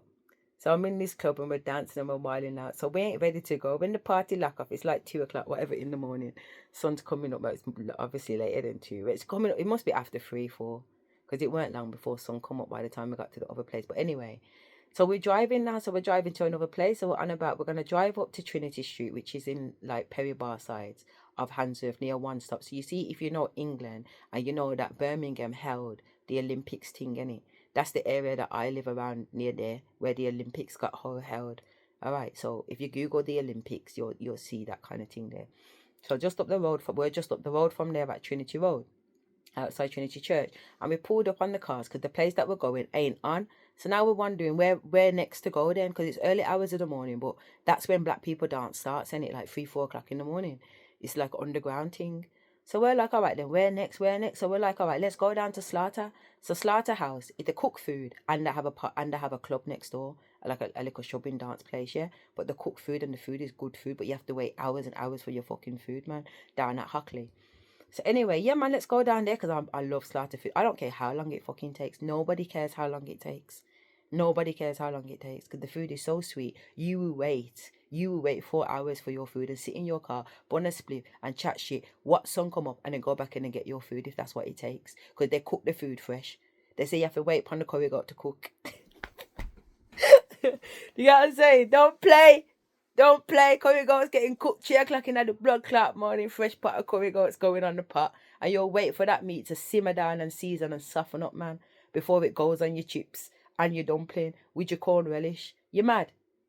So yeah, that's the place to be. I've been going to that place from a little girl because the baby daddy and his mom just live up the road from there. So that was our local shops, innit? So it's not today and tomorrow that I know about these places, but I'm there now. So anyway, we're up by Trinity. We park up the cars, wondering where to go next. Next thing you know, a blue car pulls up. It's my cousin Tasha's man. This is the first time I'm meeting him. His name's Kat. He runs around rapping just like Kamisha's man. So these yardies, they get together, they put money in, and every month they put on something at the club or whatever, and it's their turn. So they pay for the drinks, they pay for the food, and they put on around robbing. So this night it was Kamisha's man's round robin. He's had Kamisha's birthday party there. This is Tasha's man, Cat, that's turned up in a blue car. He's blocked the whole of the road. Nobody on Trinity Road can't move because he's just stopped in the middle of the traffic. He's stopped in the middle of the road talking to us. He's got his music on. He's put up his music. The vibe's going on nice. Next thing you know, we're all twerking and going on with ourselves in the road. Kamisha's going on. It's Kamisha's birthday. We're bigging up the birthday girl. The birthday girl's dropping it low. Cratchies are almost on the pavement. You get what I'm trying to say? But it's fun and jokes and drama. That time, there's cars and cars and cars until the eye can see. You get what I'm trying to say? I'm talking cars going back into Perry Bar, you know. Do you understand me? Back into Aston. There's just cars. So I'm laughing like I say, nah, man. You get what I'm trying to say? Like, differently. It's fun and it is funny. But there's people to consider at the same time. So we're like, listen, come, let's make a move. So we move from there and go down to Slaughter. So we're down in Slaughterhouse now. And the vibe is nice. And there's music going on. And I can feel energetically, I'm going to see Jason. Spirit's making me know you're going to see Jason. Remember, I haven't seen him in a year, you know. I haven't seen him from that club that I went to with my dad, the pub. But they're telling me we're going to see Jason tonight. Tonight's the night. So I'm like, okay. All right then. So anyway, we're dancing and then Cat comes in. So obviously Tasha wants to spend time with her man. So I'm more or less on my own in this shubbing, but I'm waiting for someone. So I've gone to the bar and I've ordered myself another drink while Kat and Tasha's gone to do whatever. When they've come back, they're making me know they're going on with things in the toilet and whatever else. But they're just giggling and laughing about it. But they're two young people in love, innit? You know, and they're wilding out like that. So anyway, it's like Jada when she says, pull up outside, let me catch you up on the car. You get what I was trying to say? Like, it's all of that vibe. So I've gone to the bar to get a drink. And as I'm at the bar, I can feel the energy behind me. And they're like, he's here. So I'm like, So as I turn around, there's a guy in a red coat talking to Tasha. Tasha's back again and Kat somewhere. But it's Tasha and Kat talking. So I walk over to Tasha after getting my drink. And her and Jason are in a conversation because her and Jason was in the same year at school with my baby father doing the year above me. And even though I'm born 81, because I'm born October, I missed the September. So I'm actually in the year below of these guys, even though mature level, I should have been in that level. I would have had not a better time in school, but they're just mature girls. They were dry, but they were mature girls. Yeah. So I've stood up by Tasha, but I'm looking left and I'm looking right. I'm looking everywhere but at Jason. You understand? And and then my cousin turns around and says, "Yo, Jason, ain't you gonna say hello to Asher? Don't you remember Asher? Ain't you gonna say hello?" What do you mean, remember Asher? Ain't you gonna say hello? The man has not said hello. He should have finished his conversation, interrupted his own self to acknowledge and say hello to me. And the man's going on like he can't see me, so I can't see him. Don't be, Jason, don't you remember Asher? I just turned my head and carried on looking the opposite direction about don't you remember? Whatever. So I've gone back, so at some point, I've gone about my business. Tasha's on about her and Kat's going to go outside, follow them. So I've gone outside with them. And I'm standing up there and Tasha's making me know that her and Kat's going home now. What am I doing? But I've got my own car. So you know what? I'm going to stay and have one more drink still. Yeah, I'm saying that's what my ancestors saying to me. So I'm going back into this club with all these demons and men and whatever by myself. But I'm protected. I'm with my ancestors.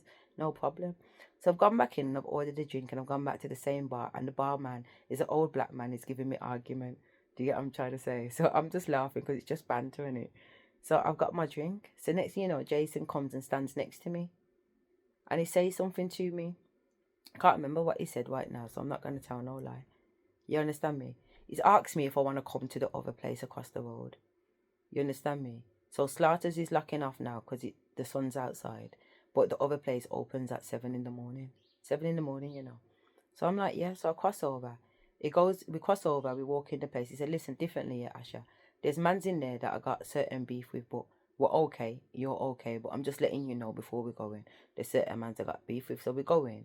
And we've stood up by the wall. He's gone to the bar. He's got a bottle of Ray and Nephew. And something else, like a Red Bull or something. And he's come back. He's poured me a drink. I'm already live. I was drinking Ray and Nephew from 11 o'clock, remember? And I haven't stopped. Yeah, but that's the thing about Ray and Nephew Jamaica overproof rum. It's a rum that you can get nice on. You can get drunk on it too, don't get me wrong, but you can get nice on it, and the next day there's no hangover or nothing like that. You're live, you know. But anyway, I'm drinking, and I'm saying, Spirit, if I drink any more rum, I won't be driving home tonight. At the level that I am, even though I'm mash up, I know that I'm consciously Spirit will get me home. But if I go any further, I'll be sleeping, and you can't drive a sleeping body. Yeah? They can go in my body and drive me while I'm conscious. So I can be as drunk as I want as long as I'm conscious. But if I go past the point of conscious and I'm now sleeping, how are you going to drive the car, spirit? How are you going to drive the car? They have driven the car like that. But at this particular time, I hadn't experienced it like that. I've experienced something when they took me home from Axel's house and I was mashed up. And I just remember waking up with the sound of the car going over the stones on the gravel. So they do have the ability to move me when I'm not conscious. But at this particular time, I was just making them know, if I drink anymore, I won't be conscious. So they're like, drink. So I'm like, okay then, I'll carry on drinking. So it comes with the drink. Where's my lip gloss now? Can you see the sun coming out?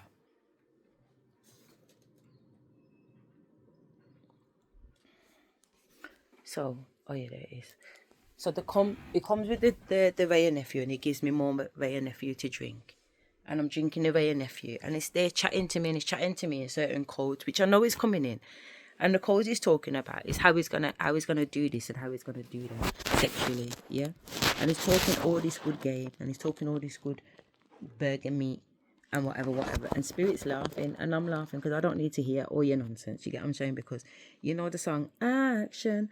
For real, love it when they go. It's about action. Don't talk your talk to me. You understand? We'll see what's what when time comes. But at the same time, I am also giggling because it's funny what he's saying to me, and he's also pushing up on me too to enhance what he's saying. So anyway, we're laughing and we're joking. Next thing you know, I'm looking out the window. I've spent most of my time looking out the window because there are so many people in there that want to get my attention. So many men that want to look in my face. So many girls that want to look in my face. And I'm not giving them the opportunity. So I'm looking out the window. And Jason's talking to me in this ear, my left ear, as I'm looking out the window. Anyway, time goes by, it disappears and comes back, and he said, listen, come, let's get out of here, because differently, mans are going on with things, and I don't want to have to pop off my gun in the place, or pop off with things in the place, so it's best we just go. And he's like, I hope you don't know that it's not obviously your thing, but I was at a place the other day and something did kick off, and it's like, say it's over spilling here, and true, say you're with me, I don't want you to end up in a no whatever, so it's better we just bounce. It's like 9 o'clock at this point anyway in the morning, so it didn't really matter. I was probably about ready to go. So we jumped. He said, where's your car? So I pointed to where my car is, and he jumped in the driver's seat and I jumped in the passenger seat, and I must have given him the directions home, because we got home and I got in my house and we went in the kitchen, and I asked him if he wants a caramel latte coffee, and he must have said yeah, and I was making one for myself. And that's what I remember making coffee. Then I don't remember anything. Then I remember being upstairs in my ensuite, vomiting over my bathroom toilet, and Jason holding my hair and make sure that I'm vomiting. I was in like a leotard. I was in like a leotard, like a bodysuit, which was buttoned underneath, and I had on a little leather miniskirt. So I zipped myself out of the miniskirt, wiped up my mouth in the bathroom. I did not brush my teeth. Yeah, I must have just took tissue and wiped my mouth. I didn't swill out my mouth or nothing. I literally crawled along the floor on the bed, pulled back the covers on my bed, and got into bed. That's what I did. Yeah, lights out. Then I woke up in the morning and Jason Warner was in my bed. Yeah, I'm still in my leotard. My leotard is still fastened, but Jason Warner's in my bed, and I'm looking at him, and I'm looking at my altar, and I'm looking at him, and I'm looking at my altar, and I'm looking at him, and I'm looking at my altar, because I don't understand this. Yeah, you can drop me home, but the plan was you'll go home, you'll catch a taxi from my house.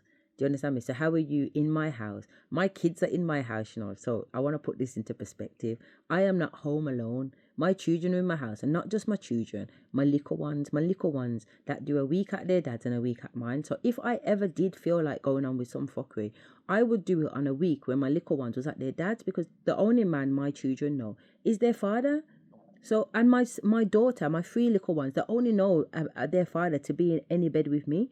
So what the fuck is this man doing in my bed and my kids are in my house? Oh my fucking God. I wiggle out the bed and I go into the ensuite, and I'm looking around the corner of the ensuite, and I'm talking to Spirit in the bathroom, and I'm looking at him in the bed, and I'm like, what the fuck? What is going on? What is going on? How is he still here? Why is he still here? How did he get in? Has he got the codes? Because Dev says to me, niggas need codes to get in. So what the fuck? Has he got codes? But of the way I found myself home and everything else. Yes, he's got codes to make him know. He's the next mission. Do I accept? But I know him. I know him from school. I've known him since I was 11, and he's always loved me. You get what I'm trying to say? And I've always felt his love. When we used to run around the school, like before I got there to GD, the girls used to get teared down and raped. You know what I mean? I know it's horrible to say, but it's true. It was a very dominant masculine school, and it had a lot of kids that come from really, really like Handsworth is a very, very albeit kind of dark voodoo energy place. And a lot of the kids there came from Handsworth. I lived in Handsworth too.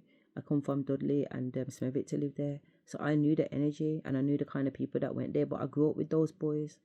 I grew up with the boys that are registered rapists. You get what I'm trying to say? These boys today, if you Google them, they're on the registered sex offenders list. But I grew up with these boys as a child. Does that make sense? But they're not my rapists. I've never been raped. I've always been around rapists, but I've never been raped. I've always been around paedophiles, but I've never been paedophiled. There's been attempts, like my stepdad, I said, tried to come in my room, but spirit sorted him out. You know what I mean? So I've never been sexually assaulted. I've never been sexually abused. You know, but I've always been about rapists and paedophiles, and my dad is a pimp. You know what I'm saying? So I've always been in the energy of these type of men, and I feel more than safe and at home, to be fair.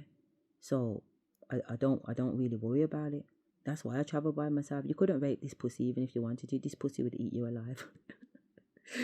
Anyway, so my man is in my bed, and next thing you know, I can hear my kids, and my kids are like, after I'm in the toilet, spirit tells me to go back in the bed. It's not a problem because I'm coughing, trying to wake up this pussy ain't waking up. So I'm like, nah. So I get back on the bed and move around, thinking he's gonna wake up. He's still pretending to sleep or whatever the fuck he's doing. I'm like, Jason. So anyway, he's up now, going on like he's just waking up. I said differently, yeah. What are you still doing here, blood? Why are you in my bed? So we're having this conversation. Next thing you know, my bedroom door burst open. It's my pit of them. They've stopped in their fucking track. There's a man in mommy's bed. My heart, man. My soul. I'm so sad. I can hear them. They've run back out my room. There's a man in mommy's bed. There's a man in mommy's bed. Chatting business. I'm like, Jason, you see what you've caused? There's a man in mommy's bed. But I'm not a liar. Anyway, does that make sense? There is a man in mommy's bed. And that man ended up staying and joining the barbecue because next thing you know, the front door was knocking. It was my white brother-in-law with his white girlfriend and their kids, Braden and fucking Cody and fucking what's her name. And they've all come for a barbecue because I've invited everybody up to mine for a barbecue in the fucking garden, haven't I? Do you get what I'm trying to say? So that was Saturday night. Now it's Sunday day. I've only got home Sunday day. I'm up Sunday day. Now everybody's there ready for the fucking barbecue.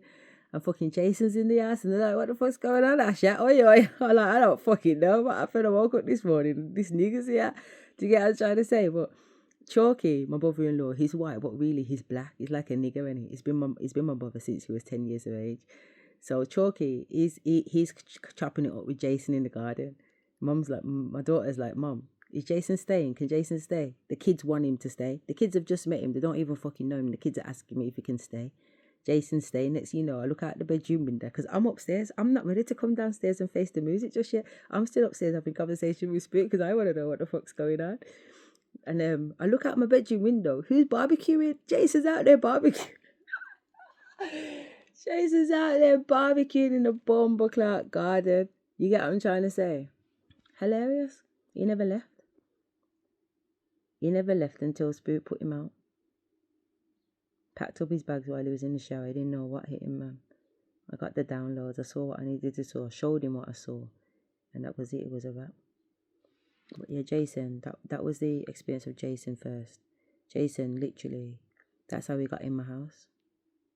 That's how he got in my life, just like that. And he made me laugh. He brought out my Sasha. He brought out my inner child and he brought out my Sasha because he remembered me before I met my husband. He remembered me, the school me. Now, the kid's dad remembered the school me because the kid's dad was in the same year as Jason. Yeah, and I know my kid's dad from school. Yeah, and we were together till I was in my 21. Yeah, 21 years of age. From 13 to 21, I was with my two boys' dad. and Jason and him was in the same year, and I was telling you that them boys and the boys above used to tear down the girls in school, take the piss with the girl them from school, and then I joined in year 7, and I was like, nah, that ain't happening, not on my fucking watch. So I rallied up the fucking year group, my year group particularly, and the girls in my year group, and was like, nah, we're gonna tear down the boys, blood. We were tearing down the boys daily, blood, pulling off their trousers, pulling off their brief, exposing their willies and laughing. We're going to demasculate you motherfuckers because you think it's on. And then we started to do it to the year above us, which is Paul's year, my baby daddy, and Jason, and them mans there, they're bigger mans to us. We didn't give a fuck, blood. We thought we're done with these little willies in our year. Let's go see some big willies. We went up a level, blood. We collared these mads. We tore it up, blood. We had a secret weapon. Big up yourself, show like this shit. Day what GD. Yeah, I'm trying to say they couldn't fuck with us. They couldn't manage us. Once we come together, we're like the 300. Once we come together, yeah, they could not fucking manage us, and we were strategic with it, man. We tear down these blood clot mans in our school, these so-called bad mans, and made them know what time it is. You're not taking the piss. You've taken the piss for too long. The girls, I remember one girl when I was in year 7 watching this girl get teared down. Her name's Sharita. Beautiful, beautiful fucking girl, man. They teared her down, trying to grab her breast, all want groped, all want to feel her breast, grabbing her pussy, grabbing her breast. Fucking 500 mans, you know. 500 mans on this one girl, Sarita. By the time they finished with her, she you know, like a cartoon when all your clothes are torn off. Her clothes are torn off. There's no more buttons on her shirt. She's having to grab her shirt, there's bits that are left on it, to bring it together, and even then she's exposed. And she walks past me, and when I see her, because I see her as it's just finished, so her breasts are out, but they're in her, half in the bra, well, more or less in the bra. But her bra is a white, it's so beautiful. It's like a lace, beautiful bra. And I remember her walking past me as she's trying to cover herself, and me just thinking, what a beautiful bra. And a beautiful pair of tits in that bra. How stunning. They were like, you know, when you watch Bridgerton and the ladies wear those corsets and their bodies and their figures, just, that's how underwear is supposed to make you look. That's how my underwear looks. I wear balcony bras. You probably don't even know what a balcony bra is, but get yourself a balcony bra. You know what I'm saying? That's how bras are supposed to sit across the nipple line, and then your breasts are supposed to hump up like this and have like a hump cleavage. You know that era when you see the women in that era wearing the dresses like that? For some reason, that era is so familiar to me. I love it. So I said, nah, no more, man. No more. I'm sorry. They're tearing down pretty girls, beautiful girls of light to fucking drain their sexual energy. You must be fucking mad. But you see, when I was little, the boys used to try and go on like that with me at my auntie's house. You see, all about Badabar and that, I grew up with Badabar. Before Badabar was Badabar, it was mentioned movements. Enough people don't know that because you're not a day one. I'm a day one. I'm there before the day one. I grew up with these people. Yeah? Before there was Badabar, there was mentioned movements because my cousin, actually my little sister's cousin, I should say, I call him like my brother, but he's not my brother. He only come out of prison 3 years ago for rape. They're all rapists. I'm not joking when I say what I say. They're all rapists, allegedly, but they are, because they take the fucking piss, innit? They are rapists, because I've had friends that have been fucking raped and groped and everything by them, and I've had to just sit on the bus and cry with them. I'm so sorry, Shauna. Yeah, I'm trying to say, and Nicole. And I'm like, seriously, that's what these niggas are doing to you guys. Because I never seen them in that light. These niggas are like brothers to me. They don't go on like that with me. They don't push themselves on me. They don't force themselves on me. They don't chat shit to me. They can't anyway. When I was younger, like 7, 8, 9. It stopped when I was 9. Yeah, I'm trying to say, but we used to play Kiss Chase. They always wanted to play Kiss Chase. And even though the other girl cousins were there, like Narika, Nikisha, whatever, they always want to try and chase me. And then in the end, I'm like, fuck this. Why are you always chasing me? And there's other fucking girls, fuck off. And I just got mad. And I went downstairs and I sat next to Auntie Bernie. Auntie Bernie said, what's the matter, Asherah? And I said, the boys, all they want to do is just try and kiss me. And I don't want none of them to kiss me. So I'm stopping down here with you. She said, all right, then come sit down here with me. We all go there to get our hair plaited. She's got 5 boy pitney. She ain't got no girls. She has girls now, but at the time she never. She just had 5 boy pitney. So obviously 5 boy pitney are bringing in 5 boy pitney friends. So there's always like 25 fucking mans plus in the yard, playing computer, FIFA, whatever they're doing in the yard. So it was just always a house surrounded by boys. And that's the house we used to have to go to most weekends to get our hair done because my mum couldn't come home. So when I say I grew up with them, I ate and broke bread with them regularly. Not that I seen them now and again or a passing cousin. Like, we were there. We were there when soundtracks were getting played. We were there when dubs were getting played. We were there when new beats were coming from Jamaica and they were getting played on the spin table for the first time on the decks. We were there when they were mashing up music and putting music together to go out there and have sound clashes. I'm there in the mix, listening, watching it, everything happen. It's not today and tomorrow. That's why I don't get dealt with like them, the other girls. We don't get dealt with like that, me and my sisters, we don't get dealt with like that. Even Burger Bar is my big sister's age. They'd come round to our yard when we moved to Handsworth. We don't even fucking know them like that, but they're really interested in my sister. You know what I'm saying? So they come round to the house. My mum's got them in the garden, digging up the fucking garden, working them blood. You know what I'm saying? You want to knock my door, come look my girl pitney, work. And they used to love it. They used to love coming. They used to love, you need anything to do with Janet? Just so they can sit down and look at Janet and her girl pitney them. Do you know what I mean? So these guys, they grew up differently. Burger Bar and Badder Bar boys. Even Gavin Henry, you know what I mean? They always called me Little Rachel or Honey Monster, them mans there. They always acknowledge me no matter where I am. They always call out. And then when I became Miss Hottie Hottie Dancehall Queen, that was fucking it. I was like royalty. You know what I'm saying? Royalty with these gangsters and fucking murderers and drug dealers and whatever. But they're my kind of man. I love a bad man. Big up a bad man. I love a bad man. I love a bad man. I love a gun man and I love a bad man because I am a gun woman. I can shoot gun and I'm very good actually. Ask my father. My dad works at a gun range. Yeah. My boys must have shut up the place the other day. A couple of years back, my boys shut up the place because we was going for our gun licenses, innit? And they smashed a few holes in their paper. You know, the paper where it has a silhouette of a body and a target on it. And my dad was bigging them up, man. Yeah, man, my grandchildren, man, look at this. You know, the boss of the place, because my dad does the security on the doors, innit? Because my dad's, you know, like his security trained. So my dad does the security on the door, but he shoots there too, innit? And he's telling the boss man and them, look at my grandchildren, look at their scores, look at their shoot-up sheets. And then I went in and I blew off some steam and I came out and my paper was torn up blood. There was like you could fit a golf ball through the centre of the rip. You get what I'm saying? It weren't no dibby, it was bigger than a golf ball. And when my dad seen that, you would have thought my dad would have been, look at my daughter. And my dad said, fuck all. It was shut mouth. Even my boys were like, yo, what, go on, granddad. Yo, mom, that's sick, blood. Look at mom's paper camp. King Camp was jumping up and down. Shango was jumping up and down. Mika was like, yo, that's impressive still, man. That's impressive still. You get what I'm trying to say? Yeah, I'm a shooter, blood. Naturally. No training. You get what I'm trying to say? I pop up the place. Love a gun. Love a Glock. Somewhere in my lifetime, that was a common thing because I'm just it's so sexy with it. Unbelievable. So, my dad. What was I telling you about my dad? What was it? Yeah, about school. Let's go back to school. So yeah, this tearing down thing weren't on. We tear down the boys. So one day we were running after the year above boys. So I'm running after my baby daddy and his friends, and we're looking to tear them down. They're running from us. True stories, yeah. They're running from us. Anyway, I must have seen Jason fly up by the science department. So I flew up there too. Well, I flew up by the science department. Next, he's trying to come down to run out the door. So I just come to run down. I grip him and I fling him back on the wall. Do you get what I'm saying? I fling him back on the wall and I take my hand and I grab his crutch and I've got him locked in. He can't go left and he can't go right, man. Because I've got him. I got him by the balls and the testicles. You get what I'm trying to say? So he's just there. But he's got no reaction. He's got no reaction on his face. His face is not looking at me like it's a problem. He's looking at me like to say, yeah, you got me by the balls, Asher. I've wanted you to have me by the balls for so long. Now you got me by the balls. And what?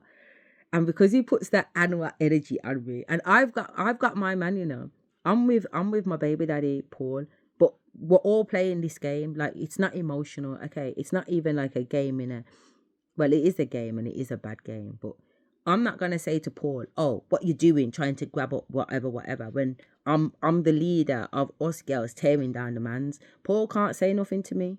He can't be telling me not to do something because I'm doing what I'm doing. But on the same flip, if I'm doing what I'm doing, I'm not going to be shouting at him that he can't do it, but he's not doing it anyway. It's a war, and us girls in our year 8, are killing it. We're going up to the year 9 boys and we're darking them up. And we're going up to the year above boys and we're darking them up too. Like, it's on. Yeah, I told you already, no girl in the school is getting felt up again. I've laid that law down and that's what's going on. So the crew that's with me, we know that, and we're going all out, and these boys have got no chance. They've got no chance. So anyway, I've whipped him And he's looking in my face like to say, yeah. So because he puts that energy on me, it makes me go shy.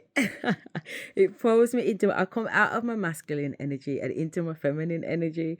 And I find myself letting go of his bolts and his willy and letting him go and letting him walk out the building. And I'm like, okay, I see you. I see you. Do you get what I'm trying to say? But I'm already with someone still. So we're just going to have to allow that. You know what I mean? Because my mission was the kid's dad. And I accepted my mission with the kid's dad. So it's not about doing anything with Jason. So he's had to wait all of these years, yeah, to now be telling me how he felt about me in school, which I knew how he felt about me. But we're being open and honest on the bed, isn't it? This is pillow talk. And he's telling me about how my legs was in my shoes, how my legs are bow, because I got a little bit of bow leg, didn't it? I'm not going to lie. You know, my aunties always talked about, Asherah, oh my God, you've got bow legs. The bow legs are the best and blah, blah, blah. I don't know if bow legs or not bow legs are the best, but whatever my legs look like, because I can't see them from behind, they're good legs, because I always get a lot of people talking about the shape of my legs. Even my granddad, my dad's dad, he told me while he was going through his dementia how pretty my legs was. I was like, I don't know if to be offended or grateful, but I was like, thanks, granddad. He said, yeah, pretty legs, man. Pretty legs, man. It just kept going on because he's in his dementia, and I'm like, Dad, what's going on? Uncle Dennis was there. They all come to my house. They all come to this house where I am now, that I ain't lived in for 20 years, and I'm back here now. Everything for a reason. They told me don't sell the house, and I never sold the house. I just soldiered through. When there were tenants in the house, there was tenants in the house. If there was nobody in the house, I managed the house and I paid for the house. I paid my mortgage. And I managed to keep the house for over 20 years. And look, then now I'm back in the house. You know what I mean? And spirit's like, it's spiritual. Spiritual. Just walk with it. And I am walking with it. This is real life, man. This is my real life. So Jason Warner's on the bed in my house. Got into my life. And he's a part of my journey. You know what I mean? And he's a big time king. He's a big time king. Don't get it twisted. A man's a king. He's the son of a king, a son of a great king, strong king. And he looks like his father. He looks like his father. When you see his brother's smooth and pretty and golden. They told me that the mum treats the brother like golden boys. When I'm telling Jason this, Jason's like, Asherah, my mum literally calls my brother golden boys. It's not even a joke. Everything you're saying is truth and fact. I told him that your mama's kidnapped. You know the joke is, you see that morning when me and Jason was lying in the bed, and before my daughter, because I said to my daughter, come in the room. She come in the room and I ran back, but I never jumped out the bed first. Remember I said I stayed up there. I didn't want to go downstairs because I could hear the kids say, Mommy's got somebody in their bed. Somebody in Mommy's bed. Me and him are in the bed talking, and spirit's talking through me to him, and he starts telling me about that for 40 years, because I think he's 40 at the time, because I'm 42. I'm 40 and he's 40. And he's telling me that he don't know who his dad is. His mum has never told him who his dad is. And anytime he's kind of mentioned it as a boy growing up, she goes on a particular way, and he feels like he can't ask. And she's gone on a particular way anyway, because she ain't been no good mum. So it's been his nan that's raised him. His nan has been his mum, who's his mum's mum. But the mum had the brother, and the mum raised the brother. So he watched all of that fuckery growing up too, innit? You know what I mean? Like, I know it's your business, Jason, but it's part of the story. So, anyway, Jason's telling me on the bed, nearly in tears, you know, because we can talk like that because we've known each other for long, innit? And it's just like that. It's just relaxed around us, man. It's all good. And he's telling me they don't know who his dad is and where to, you know what I mean? So I'm like getting downloads about the mum being a Jezebel. And I'm like, fucking hell, spirit, stop giving me the mum's business, man. Fuck me. I don't even want to know her business. Let Jason do talk in it, because it's an emotional thing for him. So he's like, yeah, man, we're tear, man. This is what's happened to me, and that's what's happened to me, and she's gone on like this and she's gone on like that. So I'm like, where? So spirit's giving me downloads, but I don't want to get into it on the bed with this guy, especially not what spirit's telling me. Spirit's telling me his mum's a fucking whore. Do you get what I'm trying? She's a sketter bomb. You know, so your mum knows exactly who your fucking father is. And I'm like, I am not saying that to this boy. The boy is telling me that he don't know who his father is for 40 years, and you want me to tell him that I know you know who his father is, and his mom knows who his father is. I was like, nah. See, this is what I'm saying when I'm saying spirit's telling me things, and I'm saying I'm not doing that now. You're gonna have to give me more. I need another 3 times, but they ended up having to give me 6 things because I was so adamant that I was just like, This would mash a man, kill a man, some of the stuff that was coming out. So anyway, the barbecue happens and everything, and he leaves. And then later on, I've gone Sainsbury's to pick up some stuff, or the next day, whatever. I'm at the supermarket, and he phones me while I'm going around the aisle shopping for some bits and bobs. And he said, "You know what, Asha? My mum sat me down last night, you know." I said, "Yeah." He said, "Yeah. My mum sat me down last night, and for the first time, she told me about my father." Huh? What? I said, "You're joking?" Spirit said, "Eh. Just now, 40 years have gone by. Jason sits down in bed with me, and all of a sudden, she's telling Jason about his father." Okay, what did she say? She said she don't know who my dad is. She said she went somewhere and 2 men took advantage of her. You get what I'm trying to say? They raped her, Asha. So she don't know which one is my father. You get what I'm saying? She don't know the men, but she don't know which one of them is my father. So it's worse than what I thought it was, Asha. And he's crying on the phone. And he's crying on the phone, and my ancestor screaming, "She's a liar, the bomber clock, Jezebel. He knows who his father is, she knows who his father is." I cannot say to Jason at this time, "Your mum's lying. She's a blood clot, Jezebel. She knows who your father is." Because he's so emotional. He's so upset. You get what I'm trying to say? Like, how can I bring in that type of information at this point, this moment in time? But Spirit is really, really pushing some pressure on me to tell him. Anyway, I go against what Spirit's saying, because I'm like, man needs time to process what he's processing before we hear something else. So I'm like, all right then. So he's come round to my house.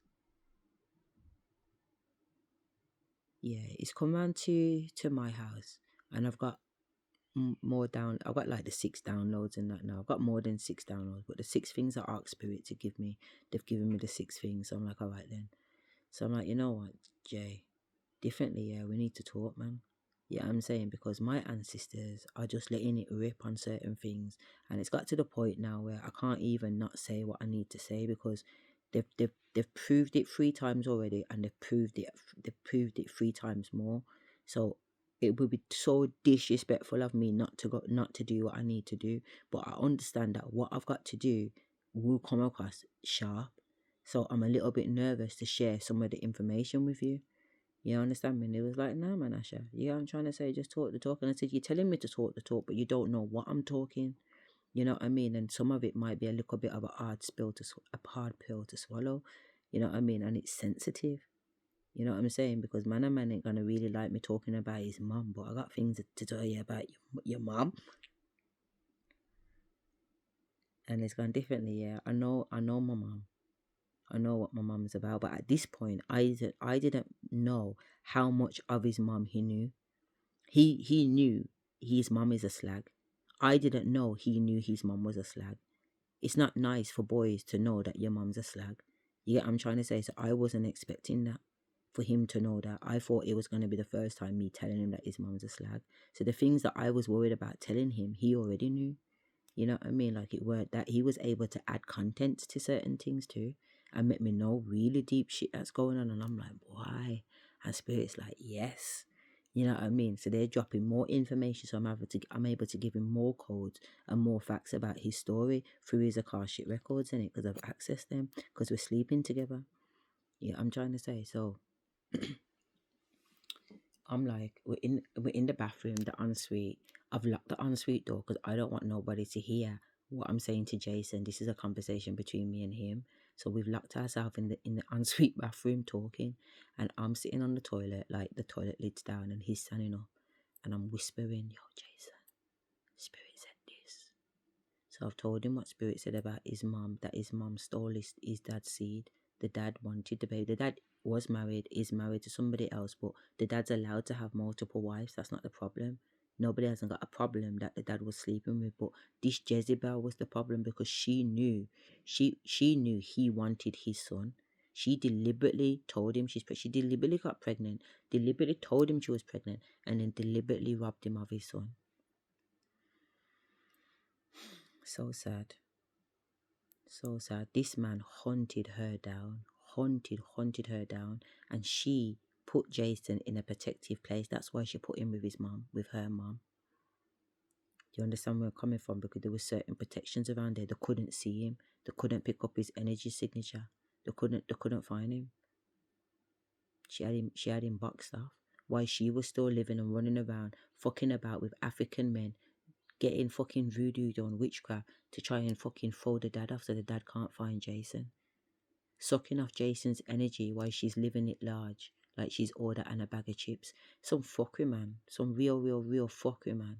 Some real fuckery. This woman is fuckery. This woman is fuckery, man. And then the other women around his life, he's telling me to put a pin in the story so he can tell me about auntie that wanted to fuck him his whole life. Like, it was so much information. So much information, so much personal information. It was unreal, man. Even I was in the bathroom like,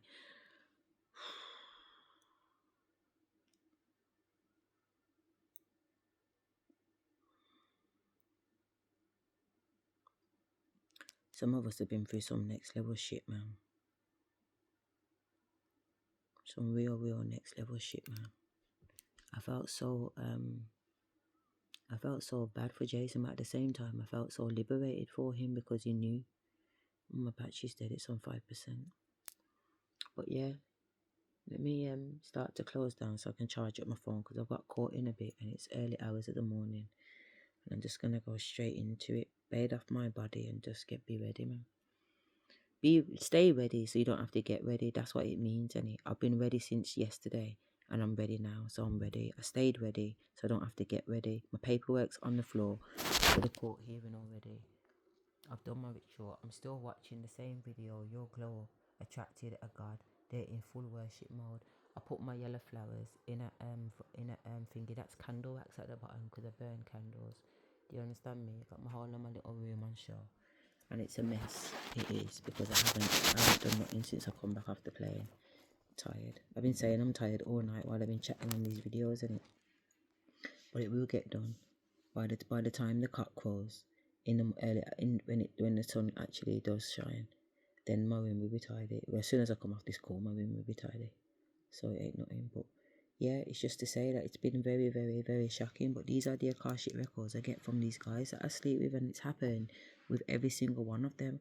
And I've written books on them. I've got books coming out about it, so people can really understand what it means when you meet these karmic, divine masculine, divine feminines, and the lessons that you're supposed to learn with them. So by giving you what I've learned along the way, because it's in so much detail, I've recorded telephone conversations, I've recorded texts, pictures, images, videos. Like I 10-10'd it, man. I 10-10'd it. So there is literally a receipt for everything. Everything that I've said, there's a receipt for. And Jason even admitted of being one of the guys that sexed Sarita. That's rape. That's rape, Jay. But at the same time, it's a little bit of naive rape too, because you're being led astray by all the rest of the mans. It's what they did. Nobody knew that it was bad. Nobody knew that it was wrong. The girls would go there and let the man's back shot them too. It's not all rape. Some of them would go there, or at least go there thinking they was gonna fuck one man. One man had told two man. Two men had told five man, and five men had told 10 man. So by the time she's got there willing to fuck 10 man, it's now as if she's being put in a situation where they're telling her she's expected to fuck every one of those man. That's what was going on. That's what goes on. It's a joke, blood. And then obviously when I got big and started working with schools, I started working with the kids that were high on the sexual exploitation list. And this is what was happening to my schoolgirls. They were getting run through by bare Asian man. I'm having to put balls and protection in the end. They ended up getting shipped out of the West Midlands into foreign places just to keep them safe. 28 separate professionals used to be around the table when we used to discuss the girls in my school. And I'm the head teacher. These are my girls. These are my babies. So it's not a thing of my day, it's a thing of today's day, and even perhaps even before today's day, because enough of those people in them foreign countries like India and Asia, they don't have protection. That's why you can't let your girl children walk up and down. That's why they're so on the curfew, because man would take them and absolutely fucking abuse them. Yeah, trigger warning, I apologize. I didn't know it was going to go there. And I understand how sensitive certain things can be, but it's what the message, what spirit wanted to come out. So I've been recording for 2 hours and 3:48 now, and Yeah, I got 5 minutes left of this battery, so we might as well just let it roll. But it will cut out and it'll be weird. So I'm going to say goodbye, everybody, from now. Alright, so you know that I've said bye. Yeah, this is my last video between the 6th of November and the 7th of November. And we did a full moon. And you've been with me the whole time. Yeah. Apart from the few hours that I got some sleep, which was a good job I did.